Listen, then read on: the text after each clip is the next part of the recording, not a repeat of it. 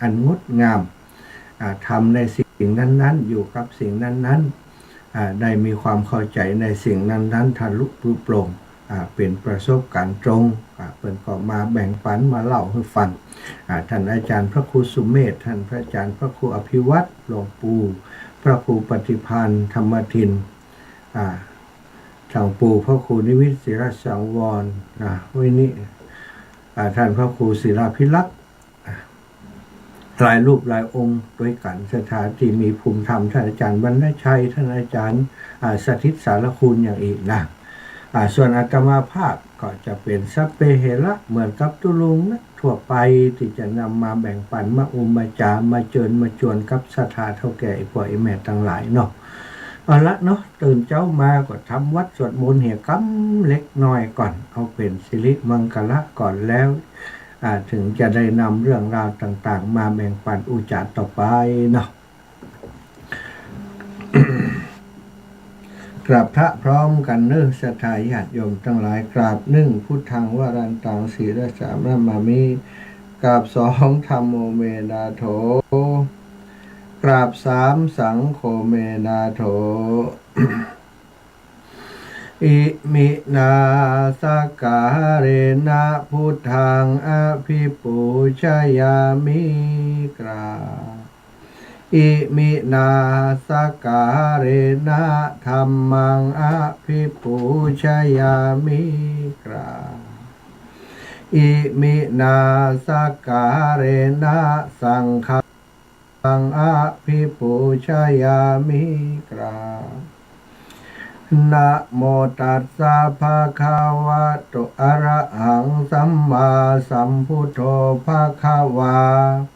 พุทธังภะคะวันตังอภิวาเทมิกราบสวากขาโตภะคะวะตาธัมโมธัมมังนะมัสสามิกราบสุปฏิปันโนภะคะวะโตสาวกสังโฆสังฆังนะมามิกราบนะโมตัสสะภะคะวะโตอะระหะโตสัมมาสัมพุทธัสสะนะโมตัสสะภะคะวะโตอะระหะโตสัมมาสัมพุทธัสสะนะโมตัสสะภะคะวะโตอะระหะโตสัมมาสัมพุทธัสสะพุทธังสารนังคัจฉามิธัมมังสารนังคัจฉามิสังฆังสารนังคัจฉามิตุติยัมปิพุทธังสารนังคัจฉามิตุติยัมปิธัมมังสารนังคัจฉามิตุติยัมปิสังฆังสารนังคัจฉามิตติยัมปิพุทธังสารนังคัจฉามิตติยัมปิธัมมังสารนังคัจฉามิตติยัมปิสังฆังสารนังคัจฉามิอิติปิโสภะคะวะอะระหังสัมมาสัมพุทโธวิชชาจารณะสัมปันโนสุขโตโลกวิทูอนุตตโรปุริสธรรมสารถิสัทธาเทวมนุษสานังพุทโธภะคะวะเตียสวะคาโต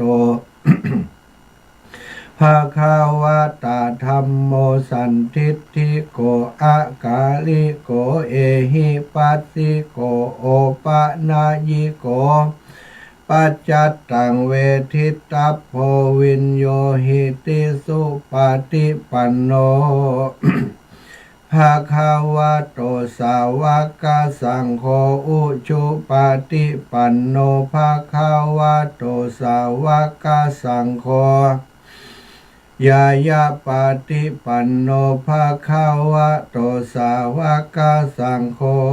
สามิจิปฏิปันโนภะคะวะโตสาวกสังโฆยะทิทังจัตตาริปุริสายุคานิอัฏฐปุริสปุคลาเอสะภะคะวะโตสาวกสังโฆอะหุนายโยปะหุนายโยทักขินายโยอัญจาริกะระนิโยอนุตตรังปุญญเขตังโลกัสสติ กราบพระพร้อมกันอีกครั้งหนึ่งเด้อกราบหนึ่งพุทธังวรันตังศิรสานะมามิกราบสองธรรมังวรันตังศิรสานะมามิกราบสามสังฆังวรันตังศิรสานะมามิ เอาละศรัทธาเท่าแก่อีปออีแม่ตั้งหลายหมู่เฮาเจ้าขาดตั้งหลายได้ไหว้พระสวดมนต์ทำวัดตอนเจ้ากันเรียบร้อยโดยย่อเนาะโดยสังเขปเรียบร้อยไปแล้วลำดับต่อไปก็จะได้นำน้ำทำคำสั่งสอนขององค์ชินวรสัมมาสัมพุทธเจ้ามาแบ่งปันกับศรัทธาเท่าแก่อีปออีแม่ตั้งหลายตามเวลาที่ได้รับมอบหมายจากครูบาอาจารย์มาเนอะศรัทธาเท่าแก่อีปออีแม่วันนี้ก็จะเอาบุญมาฝากกับศรัทธาก่อนตื่นมาฮับบุญกันเลยเนาะฮับบุญด่วนทันใจ วันนี้จะไปปฏิบัติภารกิจจะลองศรัทธาญาติโยมแฟนรายการที่บ้านสันดอนแก้วอำเภอแม่ทะนะตำบลสันดอนแก้วอำเภอแม่ทะจังหวัดลำปางซึ่งเป็นศรัทธาหมู่บ้านที่อาตมาได้ไปช่วยเหลือเกี่ยวกับเรื่องการประชาสัมพันธ์ข่าวสารงานบุญฮือเปิ่นในเรื่องของการสร้างบ้านหลังสุดท้ายสร้างเมนเมื่อปีที่ผ่านมาศรัทธาเท่าแก่อีปออีแม่จำได้เนาะอาตมาและหลวงปู่พระราชธรรมาลังการได้ไปร่วมวางศิลาฤกษ์เปิดฟ้าเปิดดินให้กับพี่น้องบ้านสันดอนแก้วในการสร้างบ้านหลังสุดท้ายในหมู่บ้านของเปิ้นเพื่อจะเป็นที่เผาศพนะบ้านหลังสุดท้ายหรือว่าเมนนั่นเองศรัทธาก็ได้สร้างก่อนเข้าพรรษาปี 2565 ณ ปัจจุบันนี้บัดเดี๋ยวนี้เสร็จเรียบร้อยแล้วศรัทธาญาติโยมเสร็จเรียบร้อยบริบูรณ์แล้วบนหละมวลแล้วเนาะเพิ่นก็จะได้ทำพิธีถวายอบรมสมโภชทำบุญคือกับ คนตั้งหลายที่เพิ่นได้ร่วมถวายปัจจัยเนาะร่วมถวายปัจจัยในการก่อสร้างบางผ่องก็ร่วมถวายมาเป็นแสน2 แสนศรัทธาบางผ่องก็4-5 แสนบางผ่องก็10-20 ปัน200 300ก็ว่ากันไป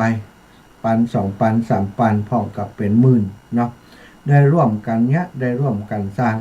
อาตมาภาพเองได้มีส่วนร่วมในการทำหน้าที่ประชาสัมพันธ์เวลาออกอากาศทางรายการติดตั้งเมืองลำปาง 106.50 เมกะเฮิรตซ์ก็ได้อุจาบอกบุญไปกับศรัทธาญาติโยมที่เปิ่นประสงค์จะทำบุญร่วมกันสร้างบ้านหลังสุดท้ายคือกับพี่น้องบ้านสันดอนแก้วซึ่งณปัจจุบันนี้เนาะบ้านหลังสุดท้ายของเปิ่นหรือว่าเมนของบ้านสันดอนแก้วนั้นก็ได้สำเร็จรุ่ร่วงไปโดยดีเปิ่นมีท่านผอ.อดีตผอ.โรงเรียนบ้านอ้อวิทยาท่านผอ.ทวีเนาะได้เป็นผู้อำนวยการในการสร้างอดีตข้าราชการเนาะได้เป็นผู้อำนวยการเป็นประธานในการก่อสร้างครั้งนี้ร่วมกับทางคณะทำงานของหมู่บ้านโดยท่านผู้ใหญ่บ้านซึ่งก็เป็นอดีตนายกเทศมนตรีตำบลสันดอนแก้วแล้วก็มาเป็นผู้ใหญ่ณปัจจุบันนี้นะร่วมกับญาติธรรมเปิ้นตั้งหลายครูบาอาจารย์พระสงฆ์องค์สังฆเจ้าในตำบล ในอำเภอสันดอนแก้วนั้นไ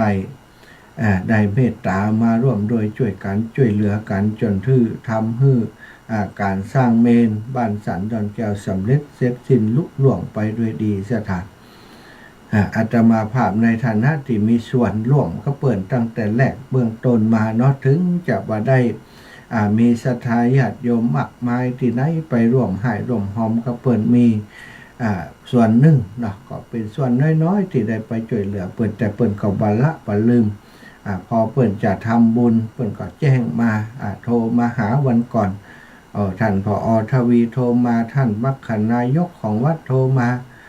ท่านผู้ใหญ่ก็แจ้งมาให้ทราบว่าโอ้ท่านอาจารย์วันที่20จะมีการทำบุญเนอะ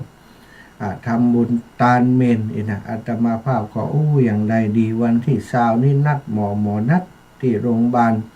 ศรีพัฒน์นะที่เชียงใหม่อย่างใดดีมาขึ้นในว่าวันนั้นวันที่17อยู่16อยู่เนาะอาตมาก็เลยว่าเอาอย่างอีกก่อนแล้วกันเดี๋ยวจะโทรไปนัดหมอเลื่อนนัดมาสักวัน2วันถ้าจะได้ก็โทรไปหาคุณหมอโทรไปหาทางโรงพยาบาลเปิ้นก็บอกว่าโอ้ได้ท่านอาจารย์สะดวกวันใดก็บอกว่า17ถึง19เอาสักวันเนาะคุณหมอเปิ้นก็ได้นัดใหม่เป็นวันที่17นี่นะคะก็เลยได้มีโอกาสไปร่วมบุญกับพี่น้องสันดอนแก้วนะหมอนัดหมอก็ไปโรงพยาบาลก็มีปัญหาอย่างแล้วเนอะศรัทธาญาติโยมตาก็ปลอดภัยดีสำหรับเท้านั้นเพิ่นก็บอกว่าเป็นถุงน้ำมาได้ถุงน้ำที่มันไหลออกจากมาไขข้อจากข้อน้ำมันไขข้อเองค่ะจะมันไหลออกมาจากทางอันข้อต่อของกระดูกส้นเท้าน่ะที่มันต่อกันกับกระดูกหน้าแข้งเนี่ยจะตรงนั้นมันไหลออกมาเนาะ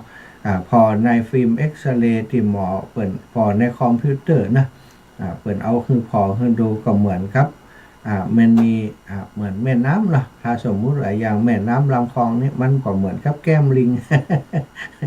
แก้มลิงที่เขาต้องการแก้มลิงออกมาจากอันข้อกระดูกความจริงมันจะเลี้ยงอยู่ในไขข้อกระดูกอันนี้มันสดออกมาตั้งหนังตั้งนอกเพื่อทิมตะตุ่มเขาเพื่อนะเกิดจากสาเหตุการเล่นกีฬาหมอว่าเล่นกีฬาตอนน้อยๆเตะบอลกายอย่างการเท่าพริกเท่าแพงเนี่ยมันทำให้มันเปิดช่องทำให้มันมีโพรงน้ำไขข้อมันเลยไหลออกมาแต่ว่ามันเป็นอันตราย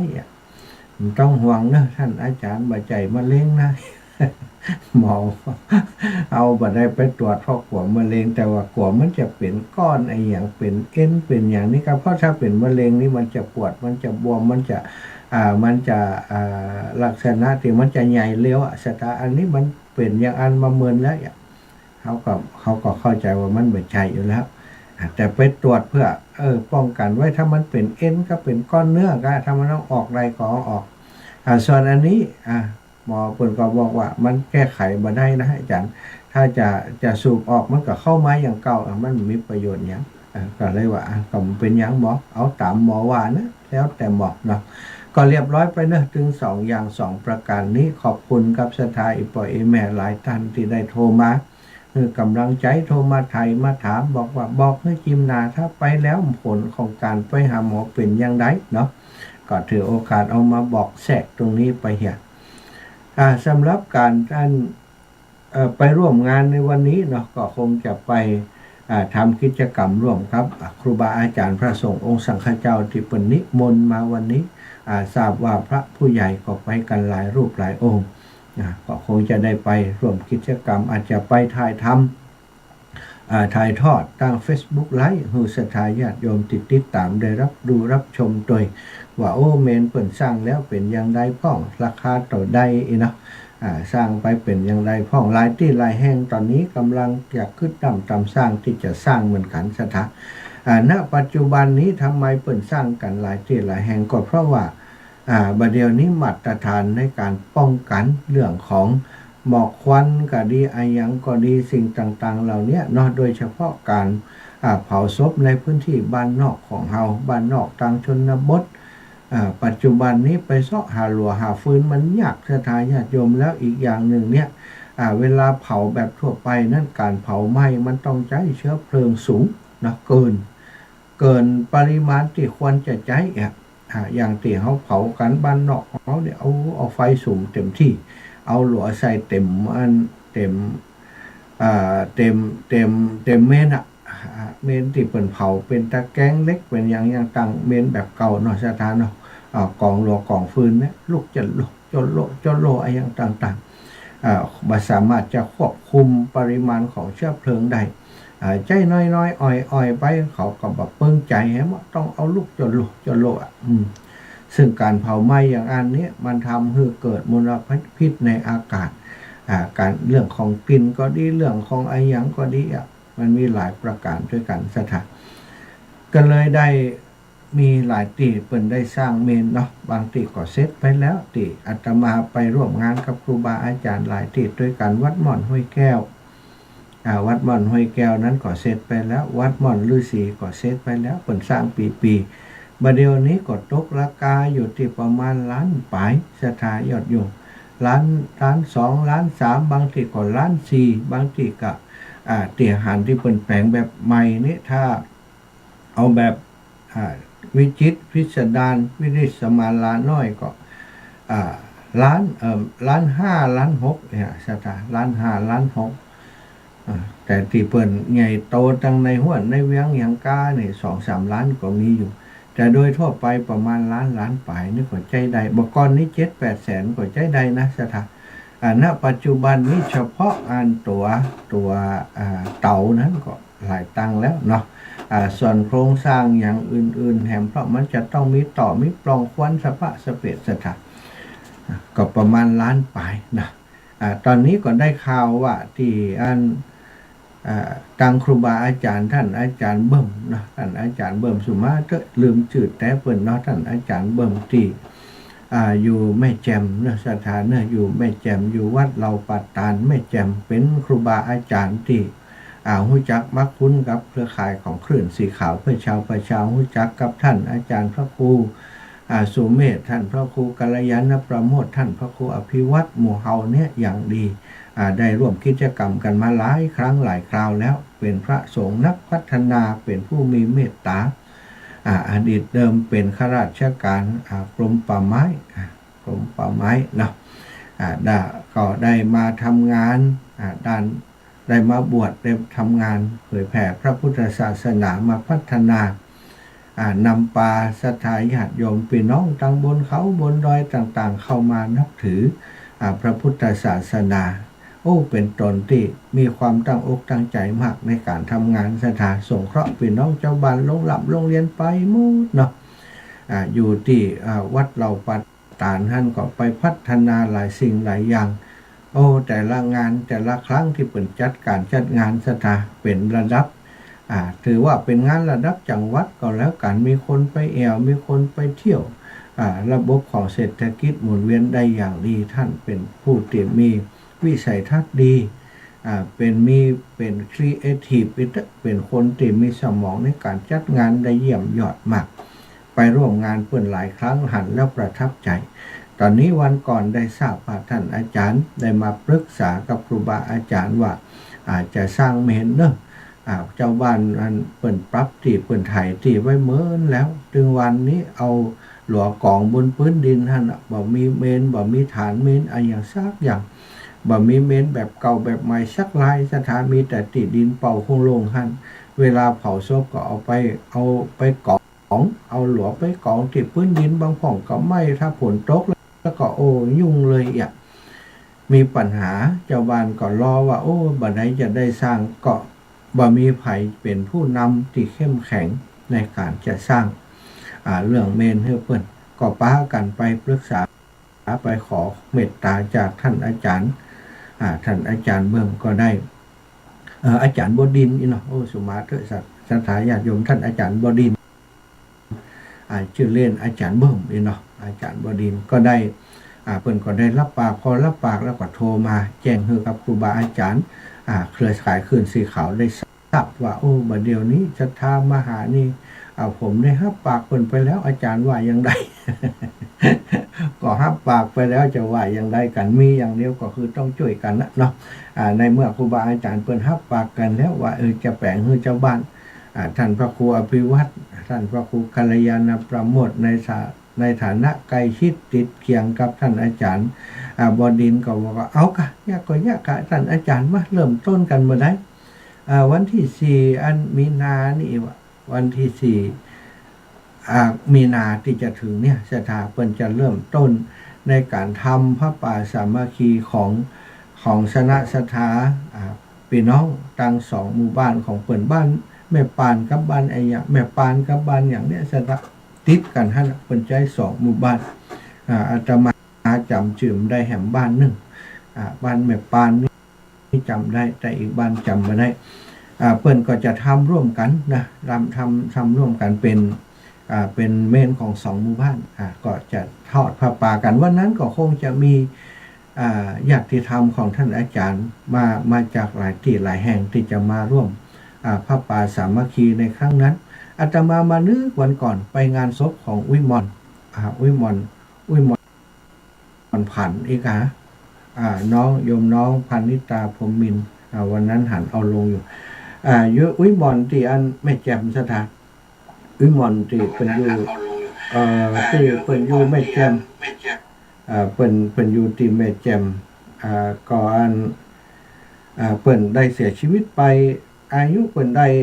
ด้100กับ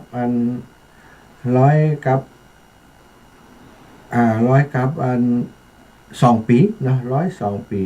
102 ปีได้เสียชีวิตจากไปแม่อุ้ยหม่อนผันปะโยเนาะหม่อนผันได้สถาอายุ102 ปีบ้านเป็นอยู่ตังแม่แจ่มเนาะบ้านแม่ปานนั่นนะสถาบ้านแม่ปานแม่แจ่มอาตมาเองก็ได้มีโอกาสไปแอวหาเปิ้นเนาะตอนที่ไปงานวัดเหล่าปะตานแล้วก็ได้ลงไปแอวหาเปิ้นที่บ้านไปเยี่ยมไข้เปิ้นตอนนั้นเปิ้นก็บาดเจ็บไข้เปิ้นเท่าละไปไหนมันได้ก็เลยไปเยี่ยมเปิ้นลงลืมพ่องแต่ว่าโดยทั่วไปก็ยังความจำเปิ้นก็ยังดีอยู่มีบางคณะที่หลงแบบคนเท่าจะไปบ้านจะเมียบ้านเดี๋ยวนี้ไผอยู่ตั้งหลุมหั่นเดียวบ้านจันเดียวไผอยู่ตั้งหลุมเปิ้นเคยอยู่บ้าน2จันอย่างบ้านเฮาทั่วไปเพิ่นก็ถามพูดถึงว่าจะไปบ้านเดี๋ยวพาแม่ไปบ้านจิเม็ดลักษณะการหลงของคนแก่บ้านที่เปิ้นอยู่เปิ้นว่ามันใจบ้านเปิ้นอีก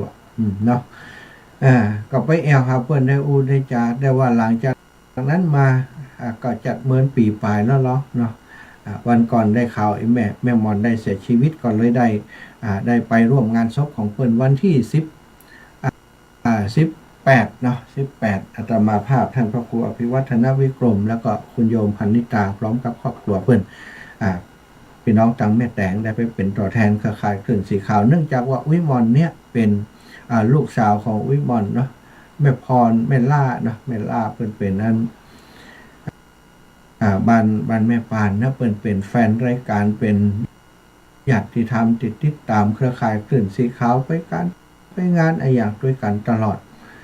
ครูบาอาจารย์ในเครือข่ายคลื่นสีขาวก็รู้จักกับเปิ้นเป็นอย่างดีได้ไปร่วมงานหลายรูปหลายองค์ด้วยกันอาตมาก็เลยวันเสียวันที่17เนาะก็ได้เดินทางไปกับท่านพระครูอภิวัตรก็เอาบุญนี้มาฝากสถานเนอะสถานทั้งหลายได้ไปร่วมบุญเสียศพของวิมลผันปะโยอายุ102 ปีบ้านแม่ปานแม่แจ่มเชียงใหม่วันนั้นท่านพระครูอภิวัตรฉันเข้าด้วยกันตอนเจ้าเนาะไปถึงปุ้นก็ฉันเจ้าด้วยกันก็ได้ได้จากันพอดีมีปอาจารย์วัดแล้วก็คนเฒ่าคนแก่เปิ่นมานั่งตัวก็กันไปกันมาเรื่องเมนนี่ละสถาท่านอาจารย์ก็เลยว่าวันนี้จะก่อเก้าเฮ้อเนอะอันก่อเก้าเฮ้ออาตมาจะก่อเก้าเฮ้อปานหนึ่งก็เดี๋ยวจะกับเจ้าบ้านด้วยว่าวันนี้ในเมื่อ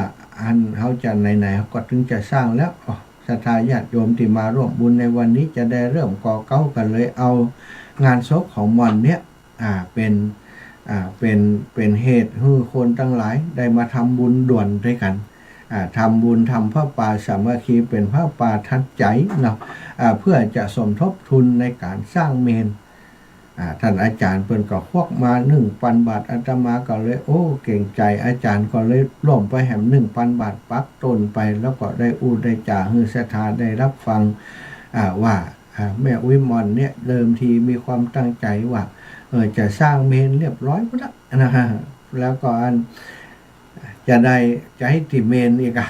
มอนเพิ่นอยากจะสร้างลูกหลานเพิ่นก็อยากจะร่วมนะแต่ว่ามอนละไปแหบก่อนแต่ปณิธานในใจของมอน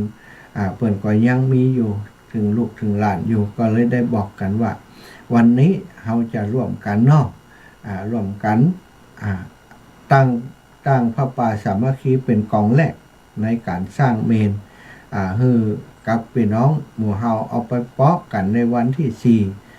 วันที่4มีนาที่เปิ่นจะจัดงานพระป่าสามัคคีตานต้นเงินต้นทองที่สถานที่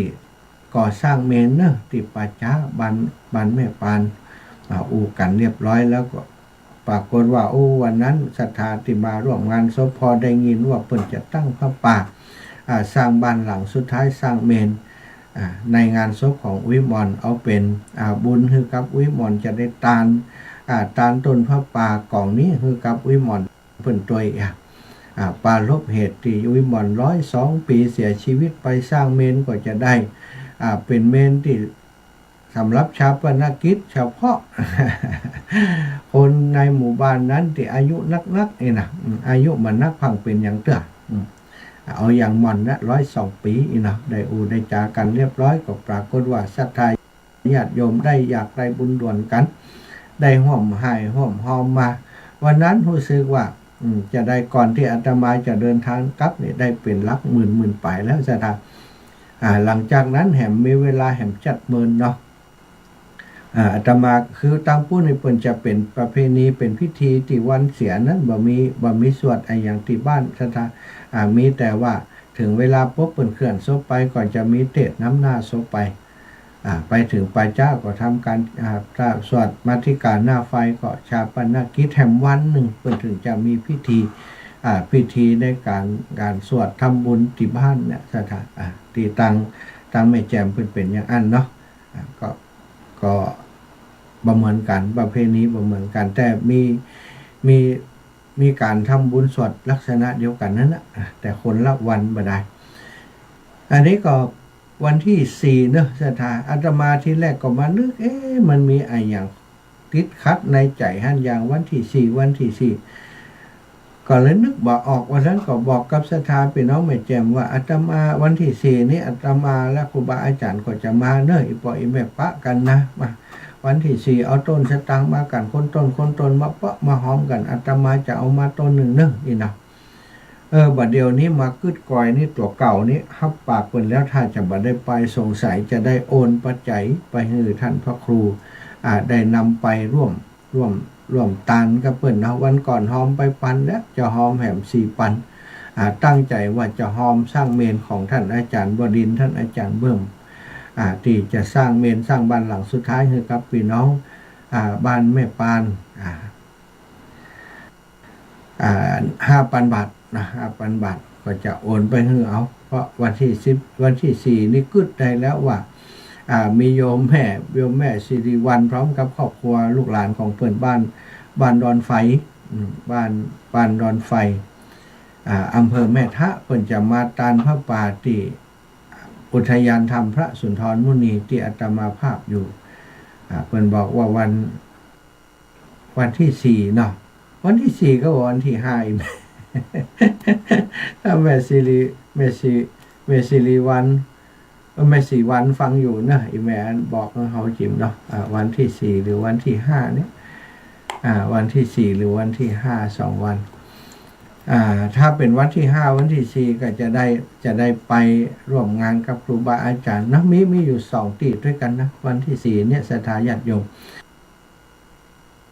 ก็เป็นงานครูบาอาจารย์นั่นนะที่แม่แจ่มครับที่อันของท่านอาจารย์บวรวิทย์พระมหาบวรวิทย์วัดศรีไตรภูมิศรัทธาเพิ่นก่อนนิมนต์มาเหมือนกันที่วัดศรีไตรภูมิจะได้ยังบันแน่ใจเด้อว่าจะได้ไปที่ไหนก็ได้ไปที่ไหนถ้าพระป่ามาวันที่ ก็ถ้าจะได้ไปเฉพาะสีไตรภูมิแต่คงจะไปตอนบ่ายนะนี่ก็เป็นงานของครูบาอาจารย์นะสถานญาติโยมในเครือข่ายคลื่นสีขาวมีงานที่ไหนเขาก็ไปช่วยกันอย่างอีเนาะ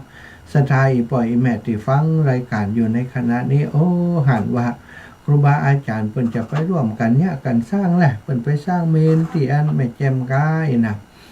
ซึ่งในที่แม่แจ่มโดยเฉพาะหมู่บ้านแม่ปานเนี่ยก็เป็นหมู่บ้านที่เปิดฟังรายการกันนักสถาเปิดฟังมนต์เสียงธรรมที่แม่แจ่มเนาะสถานีวิทยุมนต์เสียงธรรมอำเภอแม่แจ่มเปิดออกอากาศฮื้อตอนนี้ตอนเจ้านี่ก็เสียงก็ไปถึงพุ่นนะตั้งแม่แจ่มเป็นน้องที่ฟังรายการอยู่บอกว่าสถานีตอนนี้ดีและยังช่วงก่อนนี้ดับไปหลายวันเนาะมีความเหตุคัดข้องเรื่องไฟเรื่องระบบอะไรอย่างต่างๆก็เงียบไปถ้าได้ฟังก็โทรมาหาวันนี้ถ้าได้ฟังอยู่เดี๋ยวก็โทรมาหาจิมเนาะจะได้ไปช่วยกันเนาะสถานญาติโยมอีปอยอีแม่ทั้งหลายที่ได้รับฟังอยู่ตรงนี้ถ้าอยากจะร่วมโดยช่วยกันพี่น้องต่างเมืองฝาง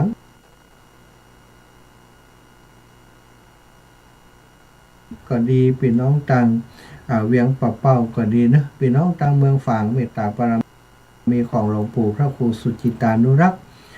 ที่เปิ่นเชื่อมสัญญาณก็สัญญาณไอ้ปีดีดักที่ร่วมงานกันมาทำมือญาติธรรมตั้งเมืองฝางกับตั้งเชียงใหม่ตั้งเชียงไฮ้ตั้งลำปางได้มีปฏิสัมพันธ์ญาติที่ดีต่อกันเหมือนกับเป็นญาติเป็นครอบครัวเดียวกันมีกิจกรรมที่ไหนก็ไปช่วยกันโดยเฉพาะครอบครัวของพี่น้องเมืองฝางเนี่ยมาเวลามีงานอาตมาจำได้งานตอนที่ธรรมยตราที่อาตมาเดินทางกลับพี่น้องเมืองฝางมากันหลายกันรถก็หู้จักกันถึงจนปัจจุบันนี้สถานญาติโยมบักเคยละบักเคยลืมเนาะทางเมืองฝางทางแม่ขจานเวียงป่าเป้าเนี่ยทางในเมืองเชียงใหม่ที่ฟัง104.50 เมกะเฮิรตซ์วัดไฟหินแล้วก็ที่ฟังจากวัดห้วยต่องซักที่ฟังจากหลายที่หลายแห่งสถาตั้งละปูนของเฮาตั้งเมืองลี้ละปูนนี่ตั้งวัดได้ยินตั้งเพศเนอะตั้งงานเมืองปานตั้งวังเหนือ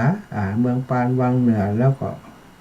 ตั้งแม่ขจานตอนเจ้านี้บ่แน่ใจแม่ขจานได้ยินเนาะแม่ขจานเวียงป่าเป่าก็มีออกอากาศช่วงจำที่เปิดฟังรายการจากตั้งสถานีวิทยุอีกส่วนหนึ่งที่เปิดฟังจากตั้งFacebook ก็มีเนาะก็เลยได้ไลฟ์สดไปโดยเพื่อจะให้สถานญาติโยมที่เปิดบ่มีวิทยุก็ติดตามไลฟ์สดจากตั้ง Facebook ไลฟ์ได้แล้วก็จะได้ติดตามงานที่ตั้งเครือข่ายคลื่นสีขาวเปิ่นทำกันก็แจ้งให้ศรัทธาญาติโยมได้รับทราบอันนี้เอาบุญมาฝากให้กับศรัทธาเท่าแก่อีปอยอีแม่ทั้งหลายส่วนงานเนาะของทริปนี้วันที่12มีนานี้ก็จะเป็นการตานเต้นแก้วเต้นพระเจ้าเนาะเต้นพระเจ้าเต้นแก้วนี้จะตานวันที่12มีนาแล้วก็พร้อมกันนั้นก็จะตานต้นพระป่าที่ศรัทธาเพิ่นให้หอมดาวประดับเนาะดอกไม้แกะสลักเรียกว่าดาวประดับหน้ามุก3ด้านมุกหน้าและมุกด้านข้างเหนือใต้เนาะที่ศาลาการประเรียนศาลามณฑาทิพย์นะศาลามณฑาทิพย์ศาลาการประเรียนของวัดเหล่ามณฑาทิพย์มีดอกมีดาวประดับหรือว่าดอกไม้แกะสลักนั้น125 ดอกตอนนี้มีญาติโยมที่ให้หอมมาผ่านอาตมาภาพมาหลายท่านด้วยกันทราบว่าตั้งเมืองฝางเนาะเมตตาจากโยมแม่จงดีเชื่อกันทาก็ได้เปลี่ยนสะพานบุญแจ้งให้กับญาติธรรมที่ปฏิบัติธรรมวันเสาร์เครือข่ายขึ้นสีขาวพี่น้องตังอันเมืองฝางเปิ่นได้หายหอมกันมาก่อนหลายท่านด้วยกันวันก่อนโยมแม่ บัวพัดกุหลันก็แจ้งว่าอีแม่เอาดอกหนึ่งเนอะเอาร่วมครับโยมแม่จงดีตั้งพี่น้องตั้งเมืองฝ่ายนี่นะวันหลังโยมแม่ก็คงจะส่งอันชื่อมาให้กับอาตมาได้ประกาศเนาะ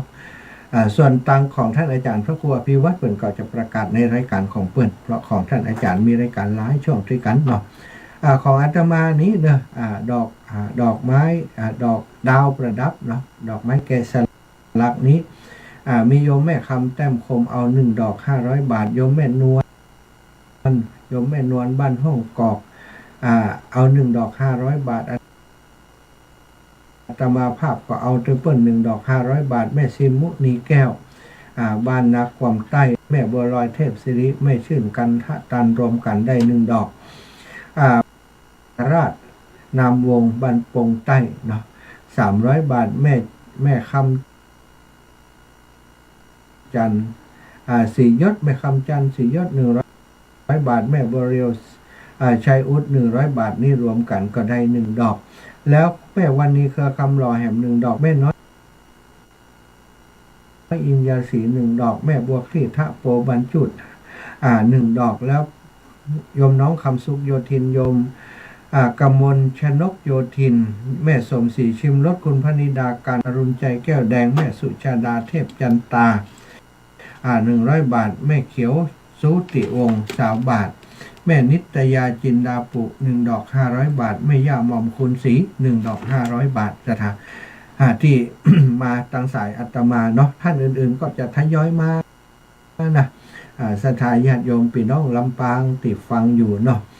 จะร่วมบุญโดยอาตมาภาพในการเป็นเจ้าภาพดาวไม้แกะสลักรูปดอกไม้สวยงามประดับนามุกนะของศาลาการประเรียนวัดเหล่ามณฑาทิพย์มีอยู่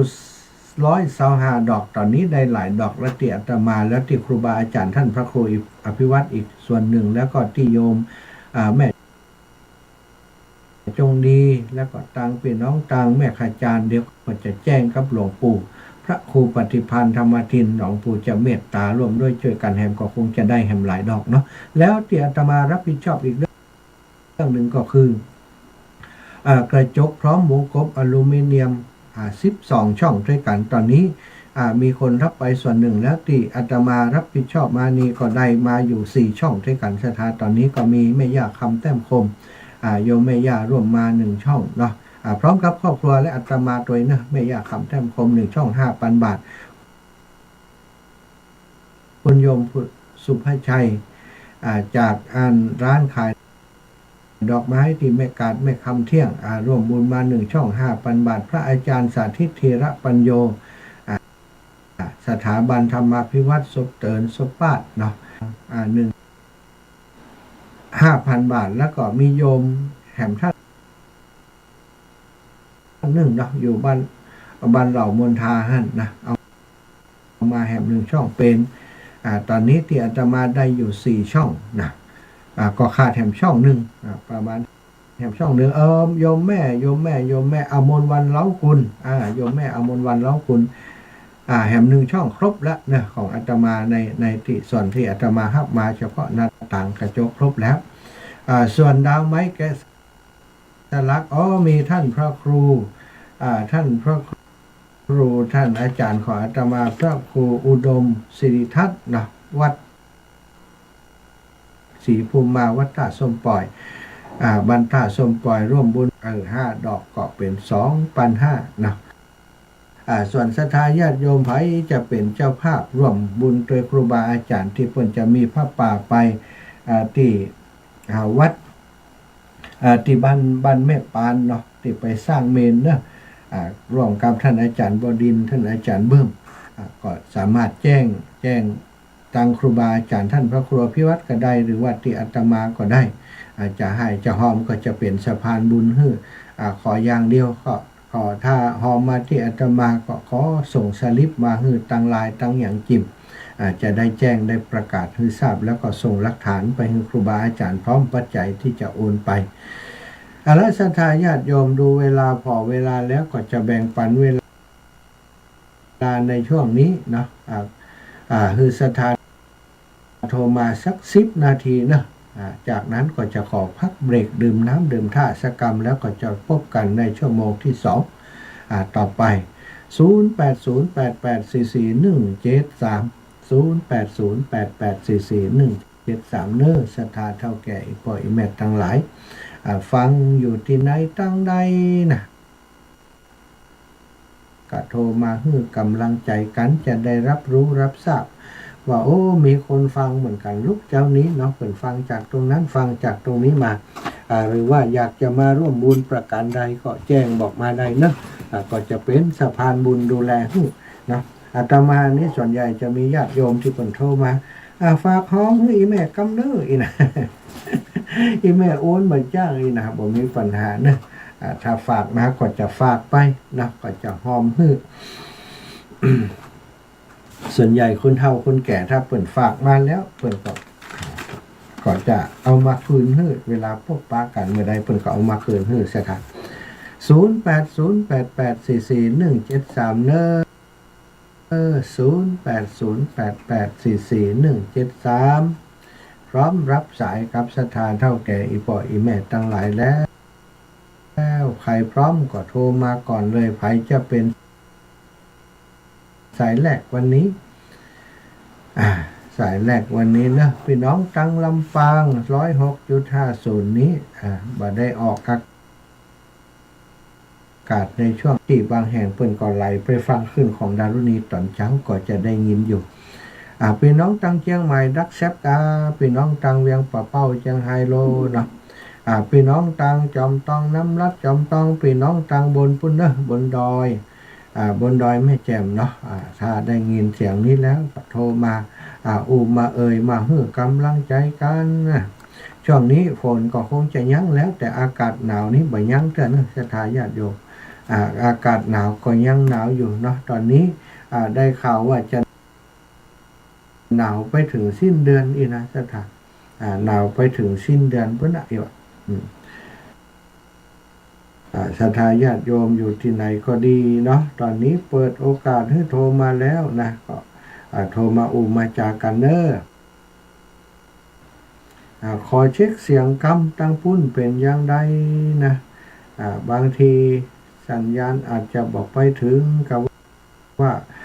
เจริญปอนโยมแม่เจ้าเป็นไงอากาศเย็นกว่าตะปูนเลยเจ้าเย็นอยู่แม่เย็นตุ้มพาอยู่ไปเย็นเหมือนกันนะวันนั้นฝนตกน้อยเดียวเจ้าก็ตกหลายตีหลายแห้งเนาะตกหลายตีหลายแห้งคนน้อยนะก็ยังแควนละเนาะเจ้าขอบคุณอีแม่เด้อดูแลสุขภาพก็ดีเนื้อขาเพราะว่าอากาศมันเปลี่ยนเนาะสาธุเหมือนกันเนอะสาธุมาแล้วป่อบุญตันเจดี3 ยอดกึดเติงหาอีป่ออยู่เนี่ยกึดเติงหามาแล้วกำนี้กึดเติงหาบ่อยๆเจริญปอนป่อบุญตันไปถามอาจารย์อากาศเย็นก่อเชียงใหม่หมอกควันหายไปแล้วดีใจตัวเนอะ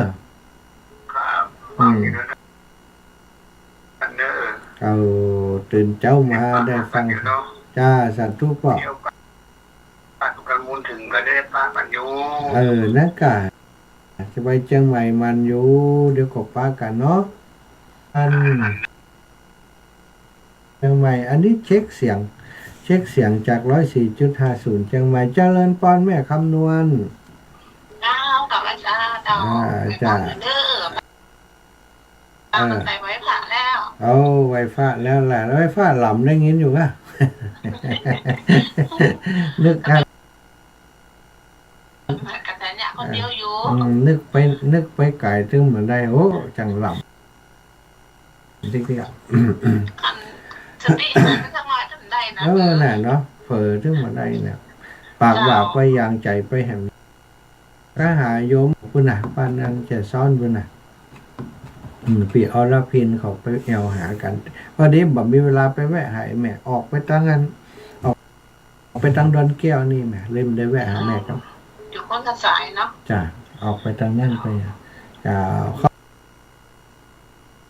ขอบคุณอีแม่เด้อ เจ้าแม่ก็ได้ทำบุญได้หลวงอันดูลุงแล้ว โอ้ดีกะเฮาก็หอมเป็นละแม่ เจ้า จ้าขอบคุณอีแม่หลายๆเด้อจ้า เจ้าเก่าวิสาเจ้า ตัวแทนพี่น้องเมืองปานนี่นะเอาละพี่น้องเมืองฝางมันแล้วเมืองฝางกำลังตื่น เจ้า ว่าลูกฟังลูกแต่เจ้าอยู่ซ้อนฟังไปเนาะดีกะอันนี้อันตอนตีหนึ่งไปเที่ยงคืนตีหนึ่งเป็นนอนมารับจะมารับตอนตีสองปลายบ่ นาฬิกาปุ๊บบ่เคยตื่นอ่ะลึกตัวเก่าลึกขอบคุณอีแม่เด้อเดี๋ยวจะป้ากันนะวันที่23นะ23ป้ากันเด้อสาธุพี่น้องเมืองฟางวันที่23นี่งานสักการะส่งน้ำพระธาตุม่อนปิ่นเด้ออันพระเจ้าองค์หลวงองค์ใหญ่ม่อนปิ่นเจริญปอนนมัสการเจ้าแม่ดาราดูดีหนองแสงแต่ละปีนะเจ้าแม่ดาราชื่อเป็นดาราก็งามเหมือนดาราและก็ใหญ่ยังไงน้อยสั่นเต็มม้วนเนอะขอบคุณอีแม่หลายๆเนอะสาธุกับแบบเนอะเพื่อเป็นกำลังใจแทนนะเจ้าสาธุขอบคุณอีแม่กำลังใจให้อีแม่บุญรักษาอีแม่เนอะจ้าไปโมทาชีพเนาะไปหมอนฤาษีเจ้าร้านหลายๆน่ะไปไหนโกนวันนั้นนะเจ้าแม่เจ้าเดี๋ยวเจ้านะหอมคนเล่นเขานะเจ้าแม่สาธุดีกาสาธุบุญกับอีแม่ตัวเนาะก่อยสร้างสมก่อยเก็บไว้กำหน่อยอีแม่เนาะใจละก่อยเนี่ยก่อยทำไปมีสุขภาพสมบูรณ์แข็งแรงได้ไปหูไปหอนเปิดก็ม้วนใหญ่แล้วเจ้าสาธุพูดแต่ม้วน ขอบคุณแม่ยานเนอะสาธุจ้าเอาละเนอะจะปั่นสายไปแม่สาบเสมอก่อนเนอะแม่เด้อจ้าสาธุขอบพระคุณเป็นอย่างสูงที่ท่านได้ทำโอกาสขึ้นคนทั้งหลายได้หูได้หอนได้กุศลด้วยกันเจ้าสาธุอีแม่เอาละไปแม่สาบเสมอก่อนแม่อุ้ยอินรอนี่ตุ๊ดจะแต่ตีหนึ่งแล้วนะเจ้าตีหนึ่งแล้วกันบ่รับบ่นอนกันนี่สาธุถึงวันจันทร์นะดอกขอบคุณหลายๆกันนี่เสียงหวานเสียงหวานดีใจละเสียงหวานได้ดีละอารมณ์ดีเนี่ยละอารมณ์ดีเนาะอารมณ์นี่คือดีใจก็ครูที่วัดประวัติอุดมก็จะมาเยี่ยมบ้านแม่อุ้ยวันที่24นะจ๊ะ24ครับวันที่จะมาปล่อยหลวงบ้านกบคัดน้อยแล้วจะมาแวะหาแม่อุ้ยแน่เลยเนาะดีกับท่านพระครูเป็นใจดีใจงามมีแม่วันที่23ก็จะป้าเปิดไม่ไว้เตรียมของไว้ละไว้ดีเนี่ยวันที่23จะไปหาเปิดดีละวันที่23เขาจะไปหาเปิดตีม่อนปินอยู่สักการะพระเจ้าตนหลวงเปิดลงมานอนวันกบขาดหลวงเจ้าดีละเนี่ยดีใจไปสานะเจ้าสาธุบุญรักษาอีแม่เนอะไปไหนมาไหนก็ได้รับปลอดภัยตลอดเวลาสาธุไปได้เจ็บไปยังอายุวันเดือนยาวเนอะสาธุปั่นปอนให้ตัวเจ้าเรียบร้อยตัวเจ้าแม่สีท่อนป้ากันก็วันที่23นี่ม่อนปินม่อนปินด่าเอวบ่จะเอาไปต้อยเอวบ่จะเอาไปต้อยขาก็ เฮ็บมันเป็นหยังก้ามเฮ็บตกใส่บ้านแม่ก็ มีเจ้าเนี่ยนะขนาดถามคน โอ้เจ้าเจ้าสาธุนะแม่เนอะ บริษัทเจ้า ว่าจะเรียนปอนจะฮับแหบสายหนึ่งเนอะแล้วก็จะขอพักก่อนเนอะสถานทั้งหลายแล้วก็จะได้ดื่มน้ำนะแม่สู่แก้วคำอ้วนเอาตะกี้ลุดไปอีแม่ น่าสการเจ้าแม่ฟังอยู่เด้อ จ้ะ เราท่านสบายดีเนาะ ของไปแอวอันมุนทาทิพย์เนอะเป็นตานเต้นแก้ว ปันปันรถถีบไปนาจะถึงวันอ่ะ ถึงกะเขาเดินยังถึงจ้าเจ้าสาธุนะแม่นะคนขี้เปียโทรมานี่แหมละเนี่ยคนขี้เปียแม่สีทองคนขี้เปีย นี่ก็ขวบตังอยู่แน่นี่ ขอบดังอยู่ฮั่นกาโอ้อินดูตะสาธุ บอกว่าหาแบโล หน้ากาตึ้งมีเวลาสดไปแม่เฮ้ยตึ้งมีจังหวะสักวันกันเนาะจะตั้งใจไปนะตั้งใจลูกลำปางไปเลยละเห็นแล้ว ไปเบิก ตกใจด้วย ไปเปิดการน้ำมันพุ่นน่ะเนาะเปิดการน้ำมัน10,000อีน่ะสาธุนะแม่นะ คือเจอหาได้ครับเป็นได้พ่อกับ สบายดีอย่างบอกไอ้แม่เนี่ยหายละหมอบอกมันเป็นอย่างละเนอะ เดี๋ยวได้ดีก็ ดีค่ะมันเตียวได้ดีนั่นแหละแต่ไปตรวจบ่ได้เนาะเจ้า มันเจ็บอย่างละ เจ้าบาดเจ็บอย่างเนื้อแม่เนอะดีละขอคุณพระคุณเจ้าคุ้มครองเด้อ สาธุบุญรักษาแม่เนอะ เจ้า สำหรับท่านทั้งหลายนะพ่อนะ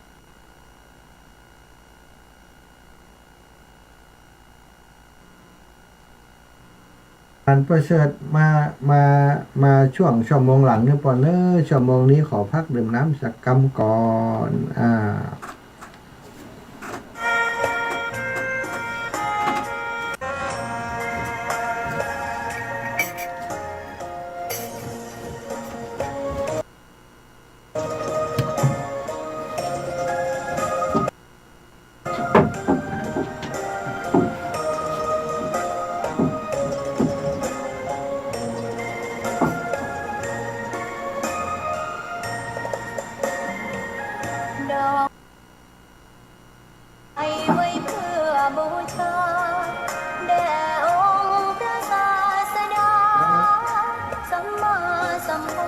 เจ้ามีความงามเหียบไม่เปรียบเทียบเขาเทียบเราใครมองไม่งามช่างเขาแต่เจ้า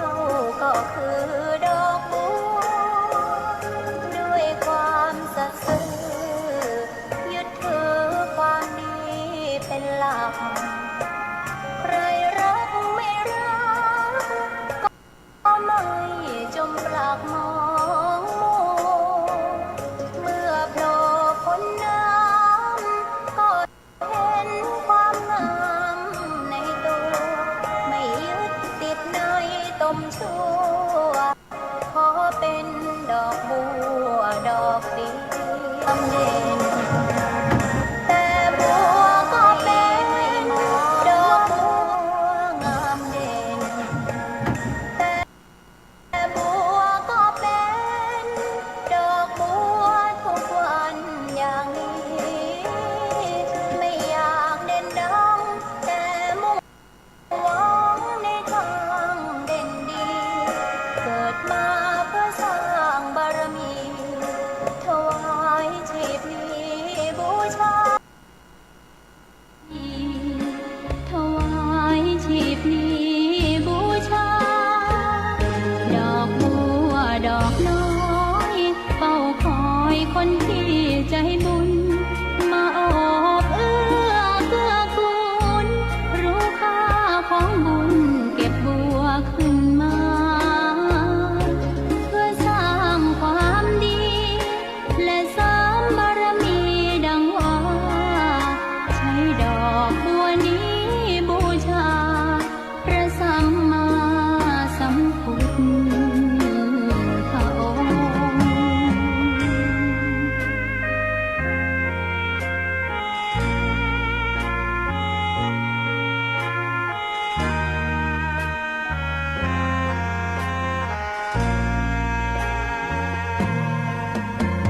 ใคร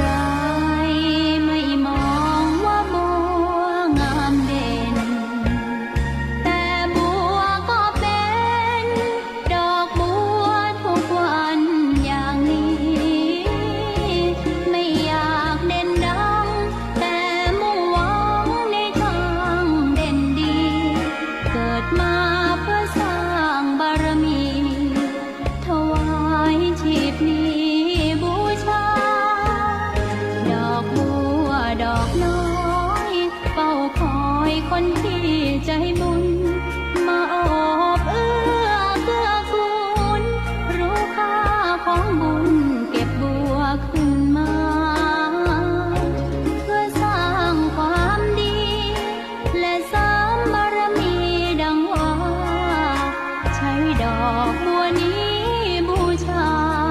พระสัมมาสัมพุทธองค์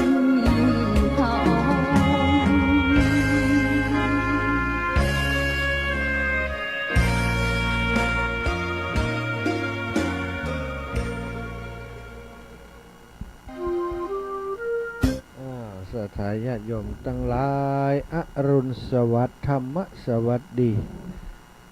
สวัสดีตอนเจ้าในชั่วโมงที่2เนอะบางพ่องก็กำลังตื่นมาพบมาปะกันในช่วงนี้ก็สวัสดีกันก่อนเนาะศรัทธาเท่าแก่อีพ่ออีแม่ทั้งหลายแฟนรายการเสียงธรรมแสงอรุณในเจ้าวันนี้ตั้งสถานีวิทยุเครือข่ายคลื่นสีขาวเพื่อชาวประชาออกอากาศไปหลายแห่งนะศรัทธาตะกี้ก็ได้ฟังจากตังมนตังแม่อุ้ยอินแม่สาบเสมิงนี่ก็ได้นี่ส่งสัญญาณมาที่แม่ก็ฟังอยู่ตังพี่น้องตังปุ้นตังเมืองฝั่งก็หลายท่านด้วยกันเนาะแม่จันศรีสุขาก็แจ้งข่าวเข้ามาว่าเสียงชัดเจนดีแม่สีทอนอันเปรมจิตเนาะอันนี้ชัยประการแม่สีทอนป่าไผ่สันทรายแม่สีทอนจมพองนี่ป่าไผ่สันทรายก็โทรแจ้งมาเนาะตังสารปีก็ชัดเจนดีพี่น้องตังเมืองน่านตะกี้เย็บมาแล้วบ่ได้อู้กันชักกำเตียนเด้อปนานประเสริฐนาน้อยนะปนานประเสริฐนี้จะเป็นตัวแทนพี่น้องเมืองน่านพี่น้องเมืองปานตัวแทนเมืองปานก็แม่คำนวณบ้านดินดำเนาะอำเภอเมืองปานแจ้งมาแล้วตังเวียงปะเป้าตอนเจ้าบ่แน่ใจนึงสถาญาติโยมเวียงปะเป้านี้อาจจะยังบ่ได้เปิดทางสถานีเท่ากันได้นะเวียงปะเป้านี้ยังบ่ได้ยินเสียงมากำจัดตังเวียงปะเป้าโยมแม่นางคำอ้ายเนี่ยถ้าเปิดออกอากาศไปทางพุ่นก็จะโทรมาอยู่แต่ตอนนี้บ่ได้ยินเสียงตังเวียงปะเป้ากำจัดเฮ้ยตังลำปางก็เหมือนกันนะลำปางก็บ่ได้ยินเนื่องจากว่าเปิ้นก็คงบ่ได้ส่วนใหญ่เปิ้นจะท่าฟังที่ 106.50 สถาของวัดบุญญาวาสวิหารแต่ว่า 106.50 ณตอนนี้ยังบ่ได้ออกอากาศเตือนตั้งแต่ตี 3 ถึงตี 5เนาะยังบ่ได้ออกอากาศกำเตือนถ้าเปิ้นออกอากาศบ่ได้ก็จะเช็คพอว่ามีค่าใช้จ่ายเพิ่มขึ้นตัวใดก็จะได้ดูแลให้เปิ้นเนาะเดือนนี้ค่าใช้จ่ายรู้สึกว่าจะมีอยู่ค่าน้ำค่าไฟของ 106.50 เมกะเฮิรตซ์ที่เช็คพอแล้วเนี่ยมีอยู่ 3 ปันปลายเกือบจะ 4 ปันนะก็ได้ระดมทุนกันไปเมื่อคราวครั้งก่อนที่มีงานที่วิทยาลัยสงฆ์นครลำปางก็มีคนร่วมโดยช่วยกันให้หอมมาก็เพียงพอจะดูแลสถานี 106.50 เมกะเฮิรตซ์สถานีแต่ละที่ละแห่งเปิ่นก็มีค่าน้ำค่าไฟค่าใช้จ่ายของเปิ่นอยู่เนาะสถานก็จำเป็นจะต้องช่วยกันดูแล อาตมาภาพครูบาอาจารย์ที่จัดรายการกันอยู่ก็พยายามจะซัพพอร์ตช่วยเหลือเพราะตั้งสถานีบ่ได้กะสปอร์ตโฆษณาอย่างสักอย่างรายการธรรมะนี่นะสถาบุญล้วนๆเนาะอย่างคุณดารุณีที่เปิ่นมอบคลื่นครูบาอาจารย์มาออกอากาศออกรายการธรรมะเนี่ยเปิ่นก็บ่ได้ปัจจัยบ่ได้สตังค์จากส่วนนี้แต่ประการใดแต่ก็ออกอากาศเอาสัญญาณธรรมะไปส่งถึงบ้านถึงจองศรัทธาเท่าแก่อีปออีแม่ทุกพื้นที่โดยใจบุญโดยใจกุศลหวังจะสืบต่ออายุพระพุทธศาสนาเมินนานแล้วก็หวังจะน้ำธรรมคำสั่งสอนเนี้ยเป็นประโยชน์แก่ศรัทธาเท่าแก่อีปออีแม่ทั้งหลายที่เปิดมีวิทยุเปิดฟังวิทยุจะได้มีความสุขตื่นเจ้ามาได้ฟังน้ำฟังธรรมเปิดสุขอกสุขใจเปิ้นก็เพียงพอเนาะอันนี้คือความปรารถนาความต้องการจิตใจอันเป็นบุญเป็นกุศลของเจ้าของสถานีทุกสถานีเนอะอาตมาภาพก็ขอขอบคุณแทนครูบาอาจารย์ทุกรูปทุกองค์ที่เปิ่นมีโอกาสได้จัดรายการนำธรรมะมาบรรณาการให้ศรัทธาครูบาอาจารย์ที่จัดรายการก็บ่ได้มีการจ้างรางวัลเป็นจิตอาสาเหมือนกันหมดศรัทธาอาตมาภาพก็บ่ได้มีเงินเดือนจากการจัดรายการทุลุงยองก็ดีครูบาอาจารย์ท่านพระครูอภิวัตรก็ดีทุกรูปทุกองค์ทำโดยจิตอาสาทำโดยปรารถนาจะเผยแผ่น้ำธรรมคำสั่งสอนของพระพุทธองค์ของพระพุทธเจ้าไปสู่ศรัทธาญาติโยมทำให้ศรัทธาญาติโยมได้สุขอกสุขใจที่ได้ฟังน้ำฟังธรรมต้องอันบ่มีกะจังรางวัลแต่ประการใดมีเพียงแต่ศรัทธาญาติโยมปะกันที่ไหนถวายกะน้ำหมกน้ำมันกะน้ำกะไฟถวายเป็นการใช้จ่ายส่วนตัวอันนี้ก็มีอยู่เนาะก็ต้องขอขอบคุณทุกสถานีทุกขึ้นทุกความถี่ที่ได้ร่วมโดยช่วยกันในการเผยแผ่พระธรรมคำสั่งสอนเอาละชั่วโมงที่2นี้ก็จะได้ขอนำเรื่องราวดีๆเรื่องน้ำธรรมคำสั่งสอนมาขยายอธิบายความศรัทธาเท่าแก่อีพ่ออีแม่เป็นการแลกเปลี่ยนกันเนาะขอบคุณเนอะทาง Facebook ไลฟ์โยมแม่จิรพันธ์โมป้อจากเวียงป่าเป้านะเปิ่นก็ได้มาดูทาง Facebook ไลฟ์เนอะอีแม่ได้โซฟัง Facebook ไลฟ์เปิดตี 5อีนะอีหม่อยแม่แจ้งมาบอกว่าทางเวียงป่าเป้าเปิดตี 5เนาะเขาจับเบะกับท่านอาจารย์พระครูอภิวัตรเข้าพอดีตี 5ก็ได้ฟังตื่นเน้อลุกเน้อเนาะลูกเจ้ากินฟักตั้งป่ายลูกควายกินฟักตั้งเก้าเนาะเดี๋ยวอาจารย์จะมาตี 5แหมว่ากี่นาทีแล้วสถานแล้ววันนี้จะได้เรื่องการทำบุญทำทานนั้นนะศรัทธาญาติโยมบางครั้งการทำทานนี้ยังมีความเข้าใจผิดเข้าใจคลาดเคลื่อนอยู่การทำบุญทำทานนั้นบางคนทำบุญไปแล้วยังบ่ได้อย่างที่ทำท่านอาจารย์นี่นะทำบุญไปแล้วยังบางคนศรัทธาไปบนเนี่ยไปบนเจ้าติเจ้าตางบนพระเจ้าทันใจไว้ถ้าข้าเจ้าถูกหวยรางวัลที่1รางวัลนั้นรางวัลนี้จะได้มาทำบุญเนอะอีเนี่ยศรัทธาทำบุญเจ้าทำบุญติ๊กๆย่ำถูกเหล็กถูกแชร์สักเตือแล้วศรัทธาบางคนก็มีความเข้าใจอย่างอันนะว่าจะได้ทำบุญแล้วมันบ่ได้บุญเนี่ยตัวเอาบุญไปตีเป็นเลขเนาะศรัทธามันก็แปลกดีเหมือนกันความจริงแล้ววัตถุประสงค์การทำบุญการทำทานการให้ทานนั้นเพื่อบุญอย่างใดเนี่ยบางคนก็เข้าใจคลาดเคลื่อนไปแล้วบางพ่องก็ทำดีบ่ได้ดีเนี่ยก็ได้เอากรรมเนี้ยไปว่าทำบุญทำทานทำแต่เน้ออย่างใดครอบครัวอย่างมามีปัญหาข้าเจ้าอย่างมามีปัญหาในชีวิตมากมายเลยท่านอาจารย์นี่ศรัทธาญาติโยมส่วนปัญหาก็เป็นเรื่องของปัญหาไปส่วนบุญส่วนกุศลก็เป็นเรื่องของบุญส่วนกุศลไปเรื่องของทานก็เป็นเรื่องของทานไปแต่เรื่องของปัญหาต่างๆมันเกิดขึ้นด้วยเหตุปัจจัยหลายอย่างหลายประการศรัทธามองคือดีคิดคือถูกมันก็จะได้เข้าใจบางครั้งบางทีปัญหาเรื่องนี้มันเกิดจากอย่างมันก็เกิดจากเรื่องราวต่างๆที่มันสะสมเขาได้ทำสิ่งนั้นสิ่งนี้ไว้ก็ดีหรือว่าญาติครอบครัวของเขาได้ทำสิ่งนี้สิ่งนั้นไว้เปิ่นบอกว่ากรรมและผลของกรรมมันติดตามบุคคลผู้กระทำนั้นบ่ยอมลดลาวาศอกศรัทธากรรม หรือว่าการกระทำของเขานั้นจะเป็นกุศลก็ดีอกุศลก็ดี เหมือนกับล้อเกวียนหมุนตามรอยเท้าโคย่ำรอยเท้าโคไปก็เช่นเดียวกันกรรมก็ติดตามเฮาอย่างอันแต่ติดตามเลี้ยวติดตามจ้ามันอีกเรื่องหนึ่งกรรมอาจจะเป็นการกระทำที่เนี้ยมาเมินแล้วอดีตชาติก็เป็นไปได้หรือว่าปัจจุบันชาติจนเฮาลืมไปแล้วมันตยมาตันมันก็เป็นเรื่องของกรรมของนั้นไปส่วนของการทำบุญก็เช่นเดียวกันเปิ้นก็ตยไปเป็นบุญให้เฮาได้ชื่นอกชื่นใจไปปกปักรักษาเฮามันก็เป็นเรื่องของ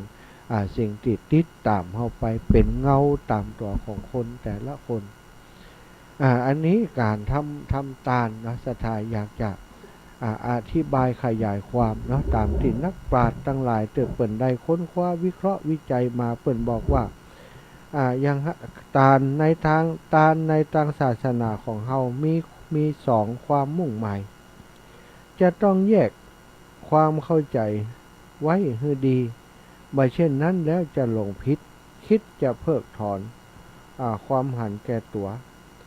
แต่อาจจะหลงย้ำเพื่อหันแก่ตัวฝังลึกลงไปในใจเพิ่มขึ้นแหมก็ได้ที่ว่าการให้ทานมีสองความหมายความมุ่งหมายนั้นคือหนึ่งเพื่อทำคุณนะจะ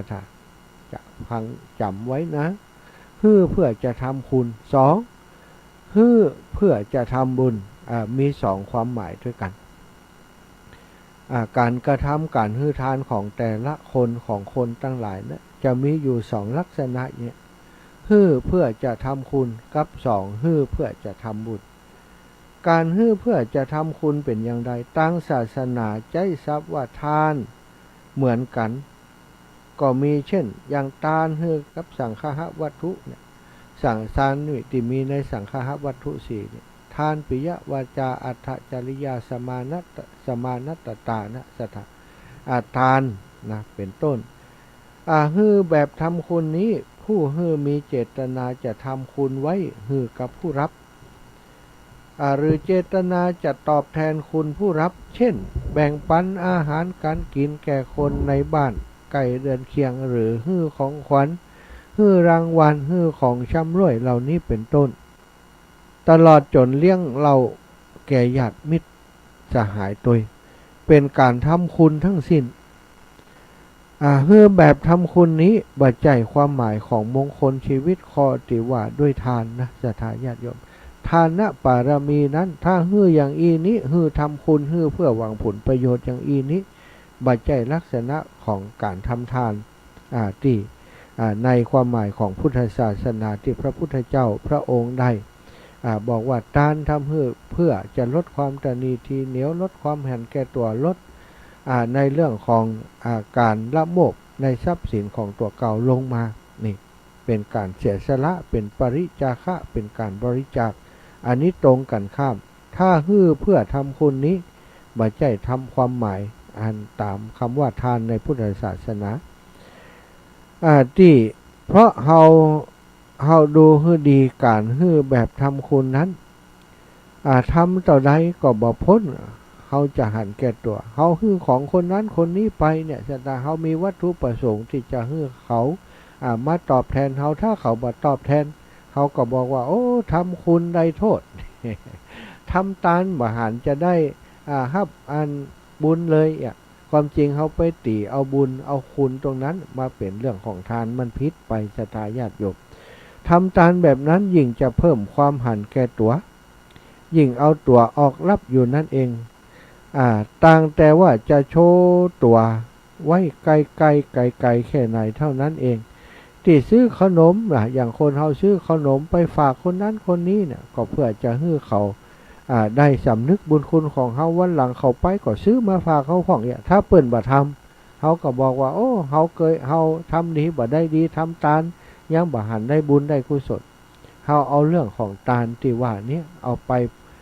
ปนกับทานที่ทางพระพุทธศาสนามันผิดความหมายผิดวัตถุประสงค์ศรัทธาที่เขาเลี้ยงเหล้ายาปลาปิงกระเปื่อนผงนั้นมันลักษณะอย่างอีบัดถือว่าเป็นทานนะ ส่วนทานในทางพระพุทธศาสนาในความหมายก็คือการทำบุญนะการทำทานเพื่อจะให้เกิดบุญเกิดกุศลบุญอย่างแรกคนที่ทำทานก็คือทำเฮาจิตใจเฮาจะมีความสุขจิตใจเฮาจะเสียสละความตนีทีเหนียวความตนีทีเหนียวเนี่ยเป็นสิ่งที่มันร้อยรัดจิตใจของเฮามกมุ่นอยู่กับการแสวงหาทรัพย์บางคนแสวงหาด้วยความบ่ถูกต้องอยากจะมีทรัพย์มากมายเพราะหวังว่าทรัพย์นั้นจะทำให้เฮามีความสุขในชีวิตนี้ซึ่งมันก็จะให้ความสะดวกของเฮาจริงทรัพย์สินเงินทองมันก็อำนวยความสะดวกแต่ว่าเฮามีนักเฮาทันนีทีเหนียววิธีกำจัดความตนีทีเหนียวกำจัดความหันแก่ตัวก็คือการให้ทานถ้าเฮาสั่งสมอบรมทำบ่อยๆเนี่ยบ่อยๆทำบ่อยๆเนี่ยบ่อยๆทานนั้นถ้าเฮาให้ไปแล้วเฮาจะเกิดความสุขอย่างเช่นการให้ทานกับคนที่เปิ่นบ่มีข้าวจะกินเป็นคนอนาถาเป็นคนยากจนเปิ่นบ่มีให้บ่มีนาหรือว่าเป็นคนติดตกอับจากสถานการณ์จากเหตุการณ์ต่างๆคนโดนไฟไหม้คนอุทกภัยน้ำท่วมก็ดีวาตภัยก็ดีต่างๆเนี่ยศรัทธาญาติโยมเกิดความลำบากจากการที่เคยมีทรัพย์มีสินกลายเป็นคนที่บ่มีทรัพย์มีสินจากเหตุการณ์เหล่านี้เฮาหันแล้วเฮาเมตตาเฮาเอ็นดูสงสารไปช่วยเปิ่นลักษณะแบบนี้สละทรัพย์ของตัวเก่าก็ดีบางคนสละเหลี่ยวแรงสละเสื้อผ้าอาภรณ์อย่างต่างๆไปแบ่งไปปั่นไปให้เปิ่นก็ดีถ้าเขาเสียสละไปแล้วสมมุติว่าคนเปิ่นบ่ได้กินข้าวอีหนอศรัทธาเขาไปปะเปิ่นเฮามีสตังค์อยู่เอาสตังค์ให้เปิ่นหรือว่าซื้อข้าวไปให้เปิ่นกินหันเปิ่นกินข้าวเปิ่นบ่ได้กินน้ำซื้อน้ำมือเปิ่นกินเปิ่นได้กินตึงข้าวได้กินตึงน้ำเปิ่นอิ่มแล้วเปิ่นขอบคุณเฮาด้วยใบหน้าด้วยหน้าตาที่อิ่มบุญหน้าตาที่มีความสุขจากการระงับความหิวของเปิ่นได้พอเฮาหันเปิ่นอิ่มเฮาหันเปิ่นได้กินของที่เฮาบริจาคไปจิตใจเฮาก็อิ่มเอิบจิตใจเฮาก็มีความสุขลักษณะอย่างอีเป็นการให้ทานเรียกว่าการทำบุญให้ทานให้เพื่อจะเป็นบุญเป็นกุศลอันนี้จะทำให้จิตใจของเฮายกระดับจิตใจของเฮาให้สูงขึ้นศรัทธาญาติโยมทำบุญแบบนี้มันจำเป็นสำหรับการที่เฮานับถือพระพุทธศาสนานี้ถ้าเฮาบ่มีการทำบุญแบบนี้นั้นสถานการณ์จะปฏิบัติที่สูงขึ้นไปบ่ว่าการรักษาศีลก็ดีการปฏิบัติธรรมการดูในเรื่องของการปฏิบัติภาวนาอย่างต่างๆนั้นมันก็จะเกิดขึ้นได้ยากสถานการทำบุญที่เป็นบุญจริงๆนี้มันจะช่วยหนุนส่งในเรื่องของการรักษาศีลของเฮาด้วยการรักษาศีลถ้าเฮาทำบุญลักษณะแบบนี้การเฮาฮื้อทานแม้กระทั่งทานในเรื่องของการชีวิตศรัทธาจะหานว่าในศีลข้อที่5นั้นทั้ง5ข้อนั้นมีข้อที่1ห้ามฆ่าสัตว์เนี่ยศรัทธาเฮาบ่ฆ่าสัตว์นี่ก็เป็นปกติของมนุษย์ทั้งหลายที่จะบ่เบียดเบียนสัตว์ต่างๆบ่ฆ่าสัตว์บ่รังแกสัตว์บางทีเฮาไปหันสัตว์ที่ได้รับความเดือดร้อนเฮา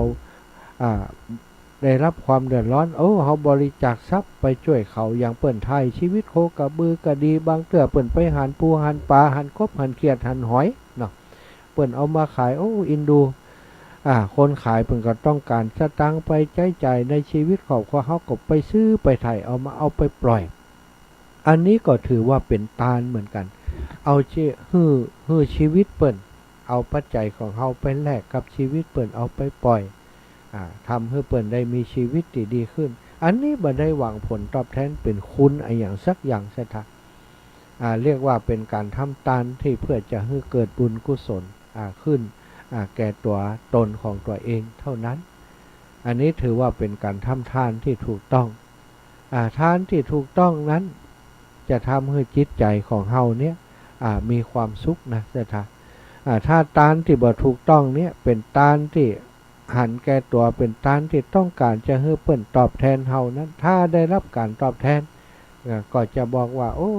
ทำบุญได้บุญโลทำทานได้รับบุญรับกุศลคืนมาเหมือนกันโลบางคนทำทานเล็กๆน้อยๆหวังอันบุญกุศลที่มากกว่าทานที่ตัวเองให้ไปอย่างศรัทธาญาติโยมที่ไปบนบานสันกล่าวตามวัดตามวาต่างๆไปหาท้าวเวสสุวรรณก็ดีไปหาพระเจ้าทันใจก็ดีเอาพวงมาลัยไปพวงหนึ่งบนจะเอาปุ้นศรัทธาญาติโยมจะเอารางวัลที่หนึ่งปุ้นอย่างถ้าถูกซื้อหวยบัตรถูกก็ว่าโอ้บัได้เรื่องบนแล้วยังบัได้อย่างสักอย่างอีกนะศรัทธาอย่างอีก็มีไปทำบุญเล็กๆน้อยๆทำบุญเรียกว่าทำคุณเล็กๆน้อยๆจะเอาคุณใหญ่โตมหาศาลปิกขึ้นมาหาตัวเก่าบางคนนี่ศรัทธาญาติโยมไปพอเถอะบางพ่องนี่โอ้เป็นนักการเมืองสมัยนี้กำลังวิ่งเต้นกันเนอะเปิ่นกำลังวิ่งเต้นกันเพื่อจะมีการเลือกตั้งตอนนี้เปิ่นเริ่มหาเสียงแล้วนะปักป้ายแล้วศรัทธาเมื่อก่อนนี้บอกเคยหันเนอะบอกเคยหันนักการเมืองช่วงนี้เริ่มจะหันแล้วอาสาจะเป็นส.ในพื้นที่จะมาพัฒนาในพื้นที่จังหวัดเฮาเอาสปะสเปดเปิ่นว่ากันนั่นนะการแรงจะ700นะการแรงจะ600โอเคบัดเดียวนี้ยัง300ยังบัดถึง500นี่การแรงทั่วไปแต่ทั่วไปเพิ่นก็ขึ้นถึงแล้วใช่ไหมถ้าแรงโดยทั่วไปนี่ศาลาช่างบัดเดียวกรรมกรนี่400-500แล้วนะแต่ค่าแรงที่ในแรงงานเนี่ยเปิ่นยังลงไว้300อยู่นะ แรงงานทั่วไปนะแต่จริงๆแล้วในการจ้างกันทั่วไปมัน500-600ไปแล้วเนาะหมู่นี้ก็กำลังจะเอามาเป็นเรียกว่านโยบายในการหาเสียงว่า500ผ่อง600ผ่องสปะสเปดศรัทธาญาติโยม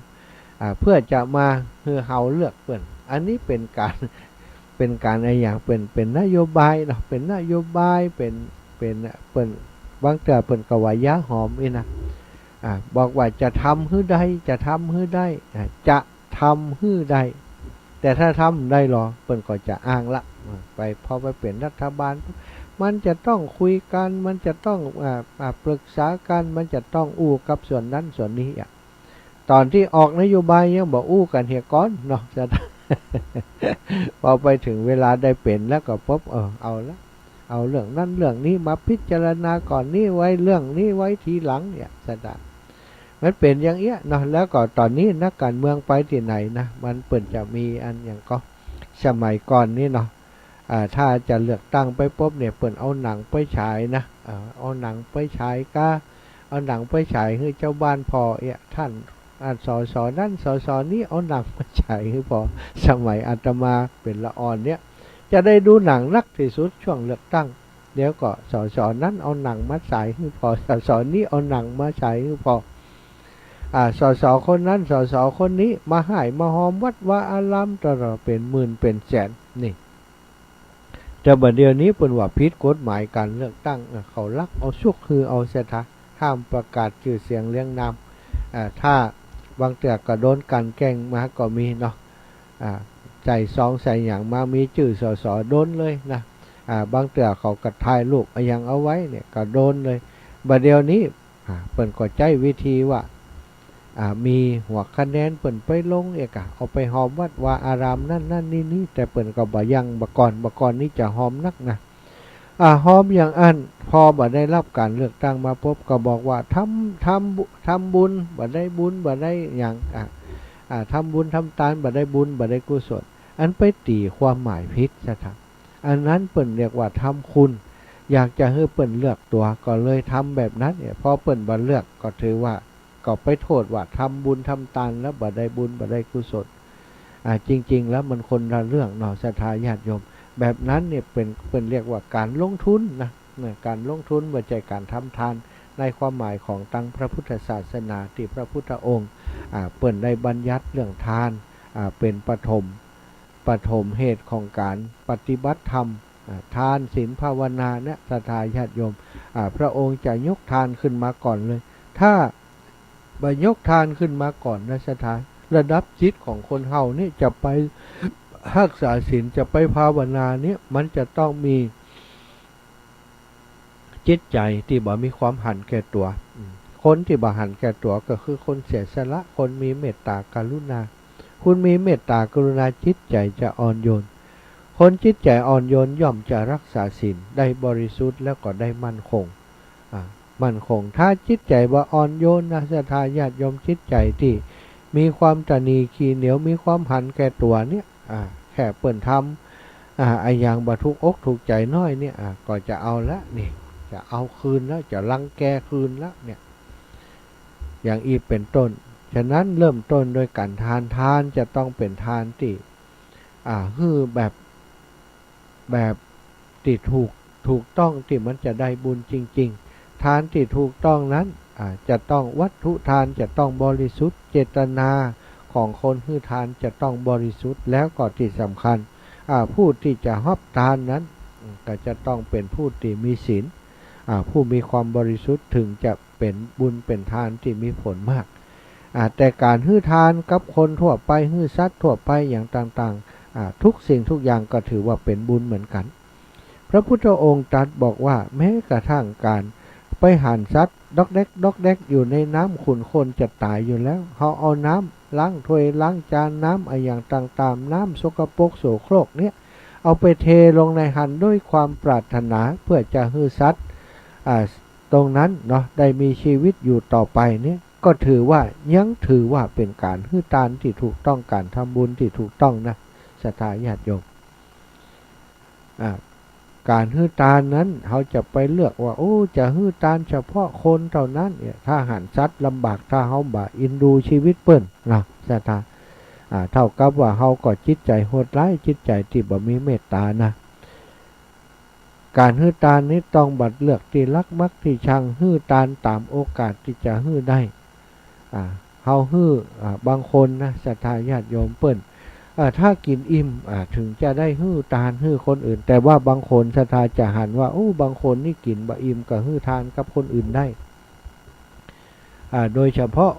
คนที่มีจิตใจดีงามเนี่ยบางคนนี่ตัวกินบ่อิ่มด้วยซ้ำไปตัวก็ยังยากจนแต่ว่าสามารถให้ทานกับคนอื่นได้อาตมาปะญาติโยมหลายๆท่านหลายๆคนบ่ใช่คนร่ำคนรวยนะแต่ทำบุญเวลาได้หัวเปิ่นทำบุญทำทานที่หันที่นี่ฝากไปให้ไปหอมอยู่ตลอดเวลาไปหู้เบื้องหลังไปหันเบื้องหลังกว่าจะได้ตังแต่ละบาทแต่ละสตังค์เล้าไม้เสียบลูกจิ้นนะไปแปลงไม้อันอย่างก็ไม่เสียบลูกจิ้นก็ดีเหลาไปแปลงไม้หนีบไก่ก็ดีศรัทธาวันก่อนมีโยมแม่คนหนึ่งบอกว่าร้อยละมัดหนึ่งนะมัดหนึ่งเป็นปันว่ากะฮะได้มัดหนึ่ง45 บาทเองนะถามว่าวันหนึ่งได้ก็มัดหนึ่งแม่แต่2 วันว่าจะได้มัดความจริงเปิ่นก็คงจะเนี้ยอย่างหลายอย่างมาได้ว่านั่งเนี้ยอันนั้นอย่างเดียวเนาะอันนี้ก็มีศรัทธาเปิ่นก็บอกว่าพอได้ตังมาแล้วก็เก็บหอมรำลิบไว้เปิ่นมีกินมีทานมีงานบุญงานกุศลที่ไหนก็ฝากให้ฝากหอมเปิ่นอาตมาเลยได้เข้าใจว่ากว่าเปิ่นจะได้ตังบางคนเนี่ยนะศรัทธาญาติโยมกว่าจะได้ตังมาเป็น10เป็น20เป็น100เป็นพันเนี่ยใช้เวลาหมื่นใช้เวลาใช้แรงกายของตัวเก่าใช้เหงื่อใช้ไข้ของตัวเก่ากว่าจะได้มาพอได้มาพอเปิ่นมีบุญมีกินมีทานที่ไหนเปิ่นก็ให้ก็หอมอย่างนั้นศรัทธาวัตถุทานที่เปิ่นได้มาเป็นวัตถุทานที่บริสุทธิ์จิตเจตนาที่เปิ่นให้ทานก็บริสุทธิ์ทานที่เปิ่นให้ไปกับวัดวาอารามก็ดีครูบาอาจารย์ก็ดีกับเจ้าบ้านเจ้าจ้องที่ประสบภัยพิบัติต่างๆก็ดีทานอย่างจะได้บุญยิ่งใหญ่ศรัทธายิ่งใหญ่ที่ในจิตในใจเปิ่นเป็นต้นแล้วเนาะเปิ่นมีความสุขตั้งแต่เปิ่นทำกิจกรรมแล้วบางคนสตังยังบ่ได้ออกไปไหนยังบ่ได้ทำบุญกำเตือแต่ตั้งใจว่าจะทำบุญศรัทธาตั้งใจจะทำบุญจะให้ทานจากเงินที่ตัวเองมีจากเงินที่ตัวเองได้จากแรงกายที่ตัวเองได้ทำไปจากการที่ตั้งใจทำงานเพื่อจะเก็บเงินคนเฒ่าคนแก่ส่วนใหญ่เนี่ยลูกหลานเพิ่นก็ดูแลเลี้ยงดูอยู่เพิ่นก็เอาเงินที่ดูแลเลี้ยงดูนั้นมาซื้อกับข้าวกับปลา ส่วนตังที่เพิ่นหาได้จากการที่ใช้แรงงานร่างกายของเพิ่น ใจเหงื่อใจไข่ใจเลี้ยวใจแรงของเปิ้นนั้นเปิ้นต้องการเอามาทำบุญการทำบุญการฮือทานอย่างอีนั้นได้บุญยิ่งใหญ่มหาศาลโดยเฉพาะที่เปิ่นทานกับวัดกับวาต่างๆที่เปิ่นสร้างเสนาสนะสร้างวัดสร้างวาเพื่อพระสงฆ์ต่างๆจากจตุรทิศจากสี่ทิศจากทิศทั้งหลายที่จะเดินทางมาจะให้เป็นที่ปฏิบัติธรรมในวัดวาในอาวาสแห่งนั้นๆสถานถ้าเขาได้มีโอกาสช่วยเปิ่นสร้างวัดแปลงว่าสร้างศาลาการประเรียนสร้างโบสถ์สร้างวิหารแบบนี้ที่มันเกิดประโยชน์จริงๆนั้นเนาะเกิดประโยชน์จริงๆหมายความว่ามีพระสงฆ์องค์เจ้ามาปฏิบัติธรรมกันจริงๆบ่ใจว่าโอ้สร้างวัดสร้างวาแล้วบ่มีตู้เจ้าบ่มีพระนายเปิ่นมาอยู่เลยสร้างวัดกันสร้างวัดกันวิริศสมาหลาใหญ่โตมโหฬารแต่บ่ได้ใช้ประโยชน์อะไรอย่างอันนี้มันก็บ่เกิดประโยชน์อะไรอย่างนักหนาเหมือนกันแต่ตรงกันข้ามสร้างวัดสร้างวาสร้างโบสถ์สร้างวิหารพอเหมาะพอดีพอควรแล้วมีพระสงฆ์องค์สังฆเจ้าเปิ่นได้ไปอยู่ไปปฏิบัติธรรมศรัทธาเจ้าบ้านพี่น้องเจ้าบ้านได้ไปสวดโยโกห้องได้ไปปฏิบัติธรรมมีกิจกรรมส่งเสริมให้ได้ทำบุญปฏิบัติธรรมอย่างต่อเนื่องถ้าเราไปทำบุญฮือทานกับวัดวาอารามอย่างอีนั้นผลบุญมันก็จะเกิดขึ้นนักสถานฉะนั้นก็ต้องเลือกเหมือนกันการทำบุญทำทานเขาก็ต้องเลือกที่จะทำบางครั้งบางทีเขาฮือทานกับคนยากจนกับคนที่เปิ่นลำบากเนี้ยเปิ่นได้กินได้อยู่ได้มีชีวิตดีขึ้นอาจจะดีกว่าการทำบุญกับคนอื่นๆเนาะแม้กระทั่งสมณะชีพราหมณ์ต่างๆที่เปิ่นร่ำรวยเปิ่นร่ำรวยโดยทรัพย์สินเงินคำและบางเตื่อเปิ่นบวชมาเพื่อจะแสวงหาทรัพย์สินเงินคำเนี่ยสถานมียศมียศถาบรรดาศักดิ์มีตำแหน่งสูงใหญ่โตคนทั้งหลายก็ไปทำบุญกับเปิ่นแต่เนยตัวของเปิ่นก็กินอิ่มนอนรับดีบ่ได้มาส่งเคราะห์ส่งเสริมอย่างพี่น้องชาวบ้านเลยเขาก็ต้องมาดูนะว่าถ้าทำบุญทำทานกับ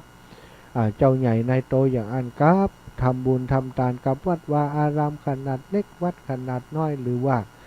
สังคมที่เปิ่นเดือดร้อนอย่างที่อาตมาว่าตะกี้ต้นรายการนั้นเกี่ยวกับเรื่องของการสร้างเมนเนี่ยบางที่บางแห่งสถาญาติโยมสร้างทุบบางที่บางแห่งบ่มีเป็นน้ำแล้วเผากับดินกับหญ้ากันเผาไม้ผ่องบ่ไม้ผ่องถ้าฝนตกนี่ก็ต้องเอาหลัวเอาฟืนเอายางรถยางล้อมาถมมาเผาบางที่ใช้ยางเป็น10 เส้นสถาญาติโยมกว่าจะไหม้จะนี้ก็ลำบากแต่บางตีก็มีเมนมีไอ้อย่างตีงดงามมี2-3เตา3นี้โดยซ้ำไปตีเปิ่นมีเงินเยอะเงินหนาแต่บางตีบางแห่งตีเปิ่นบ่มีก็มีนักมีหนาอยู่เขาก็ไปช่วยเอาตีเปิ่นบ่ค่อยมีเนาะจ้ะท่าอันนี้อาตมากับครูบาอาจารย์ก็พิจารณาว่าตีเปิ่นลำบากนั้นเขาก็จะช่วยเปิ่นในเครือข่ายคลื่นสีขาวเขาก็ช่วยงานกันอย่างเงี้ยจ้ะท่าอันนี้วันก่อนหลวงปู่พระครูปฏิภาณธรรมทินเมื่อกลางเดือนที่ผ่านมานั้นต้นเดือนที่ผ่านมานั้นเพิ่นได้ประกาศลงข่าวออกไปว่าอันกึดแล้วกึดแหมจะยะอย่างใดดีถนนที่ขึ้นพระธาตุจอมพอนี่ก็ลำบากแต่มันแตกปูนตีอันเทไปแล้ว20 กว่าปีแล้วมันก็แตกมันก็เสียบาดเดียวนี้ถ้าปล่อยต่อไปแหมป้นฝนนี่ไปก็คงจะเป็นหลุมเป็นบ่อนักซ่อมแซมก็จะลำบากกึดถอกสุดท้ายก็ตัดสินใจว่าทำเพื่อจะได้มีคนช่วยเหลือเป็นการร่วมบุญร่วมกุศลด้วยกันสุดท้ายก็ได้ประกาศออกทางวิทยุพ่องทำกลุ่มไลน์ขึ้นมาพ่องก็ปรากฏว่ามีศรัทธาญาติโยมได้ให้ได้หอมวันนี้เป็นวันสุดท้ายหลวงปู่จะประกาศตอนบ่ายโมงนี้ปิดรับสมัครนะจะถ้าวันที่20นี้เปิ่นจะงดการรับบริจาคแล้วของหลวงปู่พระครูปฏิภาณธรรมทินใช้เวลาประมาณ10 กว่าวัน20 กว่าวันเท่าที่อาตมาได้ติดตามดูงานของหลวงปู่ได้ร่วมบุญกับหลวงปู่ไปแล้วเนาะที่สร้างถนนขึ้นไปพระธาตุจอมพอเป็นทางสวรรค์อีวะหลวงปู่เปิ้นตั้งกลุ่มไลน์ว่าทางสวรรค์ตอนนี้ได้ปัจจัยที่เปิ้นสนับสนุนมาอยู่ร่วม ร่วม300,000เกือบจะ400,000นะน่าจะเกิน400,000นะอาตมาว่าวันนี้น่าจะเกินแล้วหลวงปู่จะปิดรับสมัครวันนี้สถานอันนี้จากเงินที่อาตมาหันว่าบางคนก็หอม10หอม20นะบางคนก็หอม100 200บางคนก็300 400 500บางคนก็เป็น1,000 2,000ก็มีรวมกันบ่ใช่คนเดียวสถานมีเป็น200-300กว่าคนหอมกันมาตึงวันสรุปแล้วก็ได้ตังปอติดทางสร้างถนนใช้เวลาประมาณ20กว่าวันแต่ว่าคุณงามความดีที่หลวงปู่เป็นตนบุญคือศรัทธาพี่น้องมาบัดได้ทำแค่10วัน20วันมานี่ศรัทธาหลวงปู่ได้เป็นพระสงฆ์องค์สังฆเจ้าในพระพุทธศาสนามา50-60 พรรษาแล้วบัดเดียวอายุ75-76 ปีทำบวชมาตั้งแต่เป็นสามเณรบวชอุปสมบทเป็นผู้เจ้าตั้งแต่อายุ20ปลายมาอยู่ฮือศรัทธาญาติโยมได้สักการะบูชาได้แสดงพระธรรมเทศนาได้เป็นเจ้าหัววัดสมภารหัววัดปกป้องคุ้มครองนำศรัทธาญาติโยมพัฒนาวัดวาอารามที่พระธาตุจอมพอมาเมินช่วยงานคณะสงฆ์ทุกสิ่งทุกอย่างที่หลวงปู่สร้างไปเป็นการบำเพ็ญบุญบำเพ็ญกุศลเฮาทำบุญกับตนบุญอย่างอีนั้นย่อมจะเกิดบุญยิ่งใหญ่ไพศาลแล้วสำหรับสิ่งที่เปิ้นทำมันก็เป็นสิ่งที่เฮาได้ใช้ประโยชน์ซะทางบางครั้งทำบุญก็ต้องสมาเตอะที่เปิ้นว่าต้องฉลาดทำเนาะต้องฉลาดทำกับไผทำกับสิ่งใดได้เกิดบุญยิ่งใหญ่มหาศาลเฮาก็ควรจะทำบุญครับกิจกรรมนั้นกับสิ่งนั้นอย่างที่หลวงปู่เปิ้นทำนี้เกิดประโยชน์ศรัทธาได้ใช้ประโยชน์คนทั้งหลายเที่ยวขึ้นวัดไปเพื่อจะทำบุญขับรถขับราขึ้นไปได้รับความปลอดภัยได้รับความสะดวกเปิ้นก็ไปทำบุญโดยความสะดวกสบายใจทรัพย์สินเงินทองของเปิ้นที่ซื้อรถซื้อลาเนาะถ้ามันเกิดอุบัติเหตุในเส้นทางที่ขึ้นไปนั้นก็ทำให้เปิ้นเสียทรัพย์ทำให้เปิ้นมีความทุกข์ใจแต่ทีนี้เขาทำถนนอย่างสะดวกสบายให้เปิ้นขึ้นไปโดยความสะดวกสบายเท่ากับเป็นทางสวรรค์อย่างที่หลวงปู่ว่าเปิ้นทำบุญด้วยความสะดวกสบายใจเฮาก็ได้บุญโดยเปิ้นทุกครั้งอันนี้การทำบุญที่ความหมายของการทำบุญที่แท้จริงทำอย่างกระตังที่ทำให้คนทั้งหลายเปิ้นได้ใช้ประโยชน์กับเฮาร่วมกับเฮาบ่อยที่สุดนักที่สุดก็ยิ่งได้บุญบ่อยได้บุญนักได้บุญตลอดเวลาสร้างถนนหนทางก็ดีสร้างบ่อน้ำก็ดีสร้างศาลาก็ดีศรัทธาญาติโยมตั้งหลายเหล่านี้น่ะเปิ้นบอกว่าบุญเหมือนกับน้ำซึมบ่อทรายเกิดขึ้นกับเฮาตลอดเวลาบุญบ่มีตัวตนนะศรัทธาญาติโยมแต่ว่าสัมผัสได้จากการที่เฮามีความสุขใจญาติโยมทั้งหลายจะหันว่าคนเฒ่าคนแก่ที่เปิ้นทำบุญทำกุศลบ่อยๆเป็นประจำนั้นใบหน้าจะเบิกบานผิวพรรณจะอิ่มเอิบยิ้มแย้มแจ่มใส อยู่ตลอดเวลาอันนี้คือความสุขที่เกิดจากการทำบุญทำทานที่ถูกต้องศรัทธาทั้งหลาย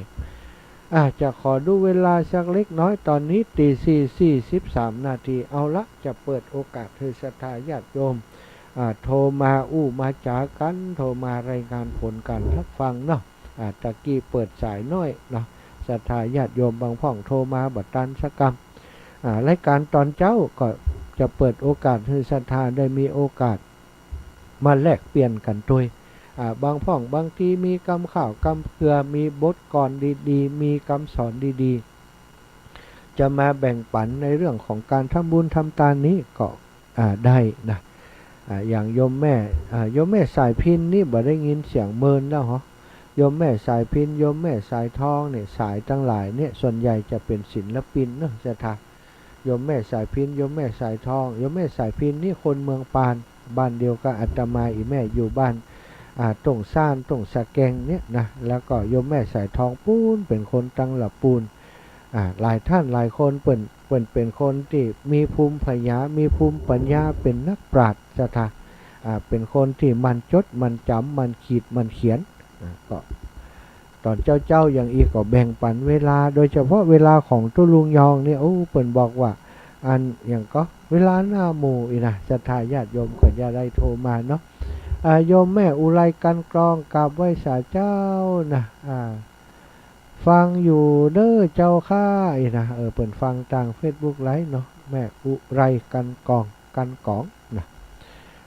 โซมาได้เลยเนอะศรัทธา0808844173 เอ้าใครจะร่วมบุญเป็นเจ้าภาพดาวประดับนามุกของวัดเหล่ามณฑาทิพย์ก็บอกมาได้แจ้งมาได้เนอะเจริญพรเนอะยินดีจะเป็นสะพานบุญให้เนอะศรัทธาทั้งหลายมาแล้วโยมแม่นวลเทพเสด็จเจริญพรโยมแม่ตื่นแต่เจ้าละก้าเจ้ามีละเจ้าวันนั้นไปหาตุ้ลุงแดงเปิ่นไปบ้านอีแม่พอดีเปิ่นจะไปเผาเตวิหารนี่วะคนมาทุกวันเนาะแต่ว่าก็หันมาโอ้ขยันได้นะตุ้ลุงนี่นะวันที่16มาต่อทักบาเนาะ16นี่กะว่ะที่ผ่านมานี่กะอ๋อเจ้ามาแล้วเจ้าแล้วก็ขึ้นเตียวหลองอยู่สายเนี่ยเนาะตุ้ลุงเป็นเมตตาแต่นะตนบุญ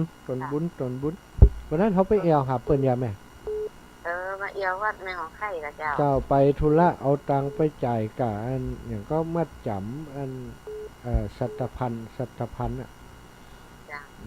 แม่เขาไปได้ยุ่งกันแล้วเนาะวันที่18ก็ไปซบจุเจ้าว่าแม่จ่องอ่ะโอ้เจ้าแม่ประชุมเพลงวันนั้นเนาะเจ้าแม่ได้ฟังลูกอู้เรื่อง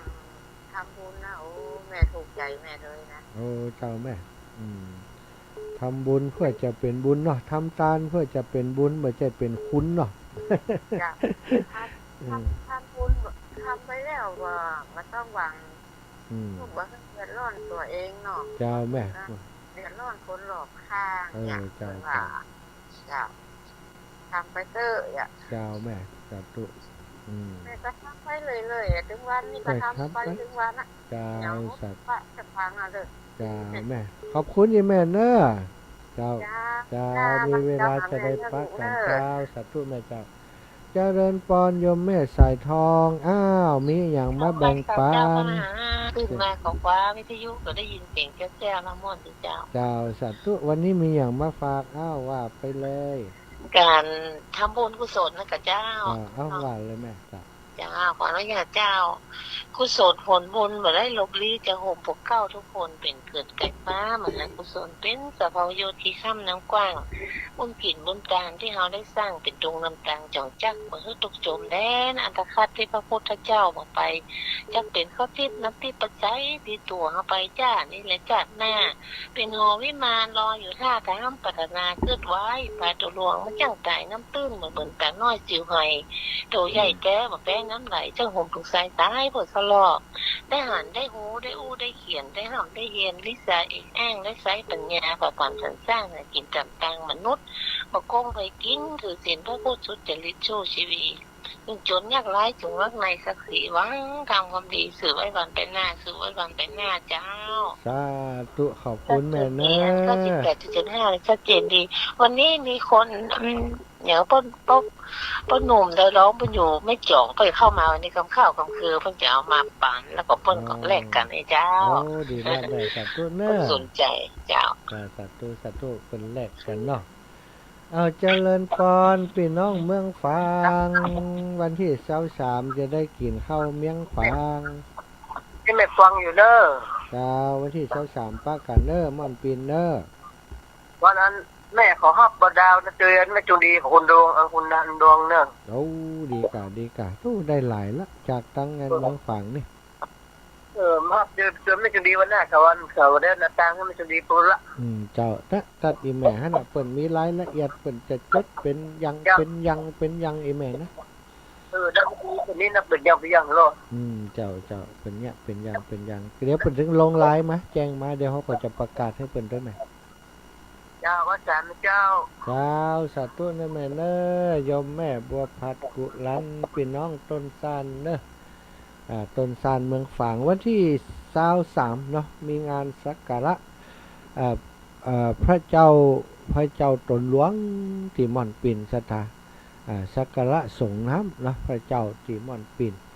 หลวงพ่อใหญ่พระครูสุจิตานุรักษ์ เจ้าคณะอำเภอฝางประธานสงฆ์เป็นผู้ดูแลเนอะเป็นเจ้าพิธีวันนั้นก็ศรัทธาญาติโยมพี่น้องเมืองฝางก็จะได้ไปสักการะส่งน้ำพระเจ้าตนหลวงด้วยกันติมอนปินท่านอาจารย์จำเริญเนาะท่านอาจารย์จำเริญหมื่นสี่ก็เป็นครูบาอาจารย์ที่มีกิจกรรมร่วมกันตลอดมีกิจกรรมมีงานที่วัดฝ่ายหินก็ดีที่วัดเหล่ามณฑาทิพย์ก็ดีโอ้มาช่วยงานตลอดก็ได้จับปากับคณะพี่น้องต่างวัดเหล่ามณฑาทิพย์แล้วก็ต่างทีมถ่ายทอดสดของวัดฝ่ายหินได้ไปให้กำลังใจได้ไปช่วยเหลืองานการครูบาอาจารย์เนอะขอบคุณต่างพี่น้องเมืองฝาง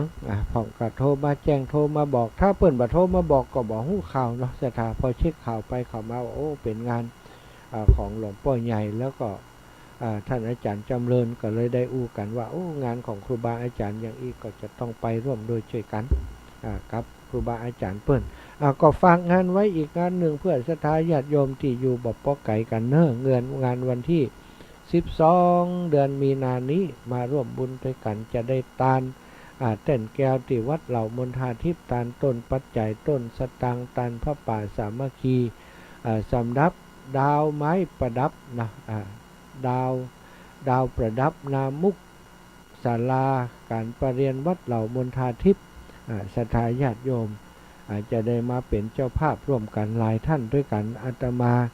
เป็นเจ้าภาพตั้งลำปางเป็นสะพานบุญให้ตั้งลำปางตั้งเมืองฝางก็ได้โยมแม่จงดีตั้ง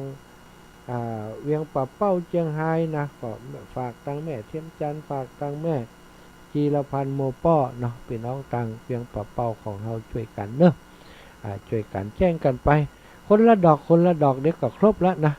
อีกบักกี่วันอาตมาคิดว่าคงจะปิดรับสมัครแล้วสำหรับดอกประดับที่จะเอาติดนามุกถ้าเปิ้นร่วมบริจาคมาเพียงพอแล้วเขาก็จะปิดรับสมัครศรัทธาญาติโยมบันใจว่าโอ้ยได้ครบแล้วก็เอาไปเรื่อยๆบางครั้งบางทีมันเป็นการเหมือนกับหลอกลวงกันเนาะศรัทธาญาติโยมเอาตามจำนวนที่ได้นะที่เขามีอยู่คือ125 ดอกถ้าครบคนแล้วก็พอละถ้ามันเกินมาสักเล็กสักน้อยก็จะได้เอาเป็นปัจจัยสมทบด้านอื่นไปแต่บ่อยากจะฮื้อมันซ้ำซ้อนกันโอ้เปิ้นเอาไปครบแล้วเนี่ยเขาก็เอาของเปิ้นต่อแหมก็บ่เหมาะต่อใดส่วนใหญ่ตั้งครูบาอาจารย์ในเครือข่ายที่เขาประกาศกองบุญไปแต่ละครั้งนี้ก็จะยึดถืออย่างสถาอีปล่อยอีแมททั้งหลายถ้าได้ครบแล้วก็ปอก่อนว่ากันใหม่งานอื่นๆยังมีแหมอยู่บ่จะมีงานด้านเดียวเนาะโอ้พี่น้องต่างเมืองน่านว่าจะได้ประนานประเสริฐนานน้อยแต่กีโทบัดติดแล้วตอนนี้สายว่างแล้วเนอะสายว่างแล้วนะ4:53 นาทีเนาะที่แม่เพนคนสู้ชีวิตมาแล้วเจริญพรแม่เพนอันภาษาเจ้าท่านหาชัดเจนเลยเด้อโอ้ดีกับแม่มีอย่างมาฝากกะวันนี้อันนะแสงไฟอันนะแสงไฟฝากเลยแสงไฟสว่างตาแสงธรรมะสว่างใจสว่างตาได้แสงไฟสว่างใจได้แสงธรรมเจ้าอันนะดาวอีกก็ดีแล้วเนาะนักกะได้นะธรรมะสว่างตาด้วยแสงไฟเนาะสว่างใจด้วยแสงธรรมจะเอาน้ำทำคำสอนเป็นแสงสว่างน้ำตาชีวิตอันนี้ปรัชญาชีวิตของคนสู้ชีวิตอย่างแม่เพนเนาะจ้า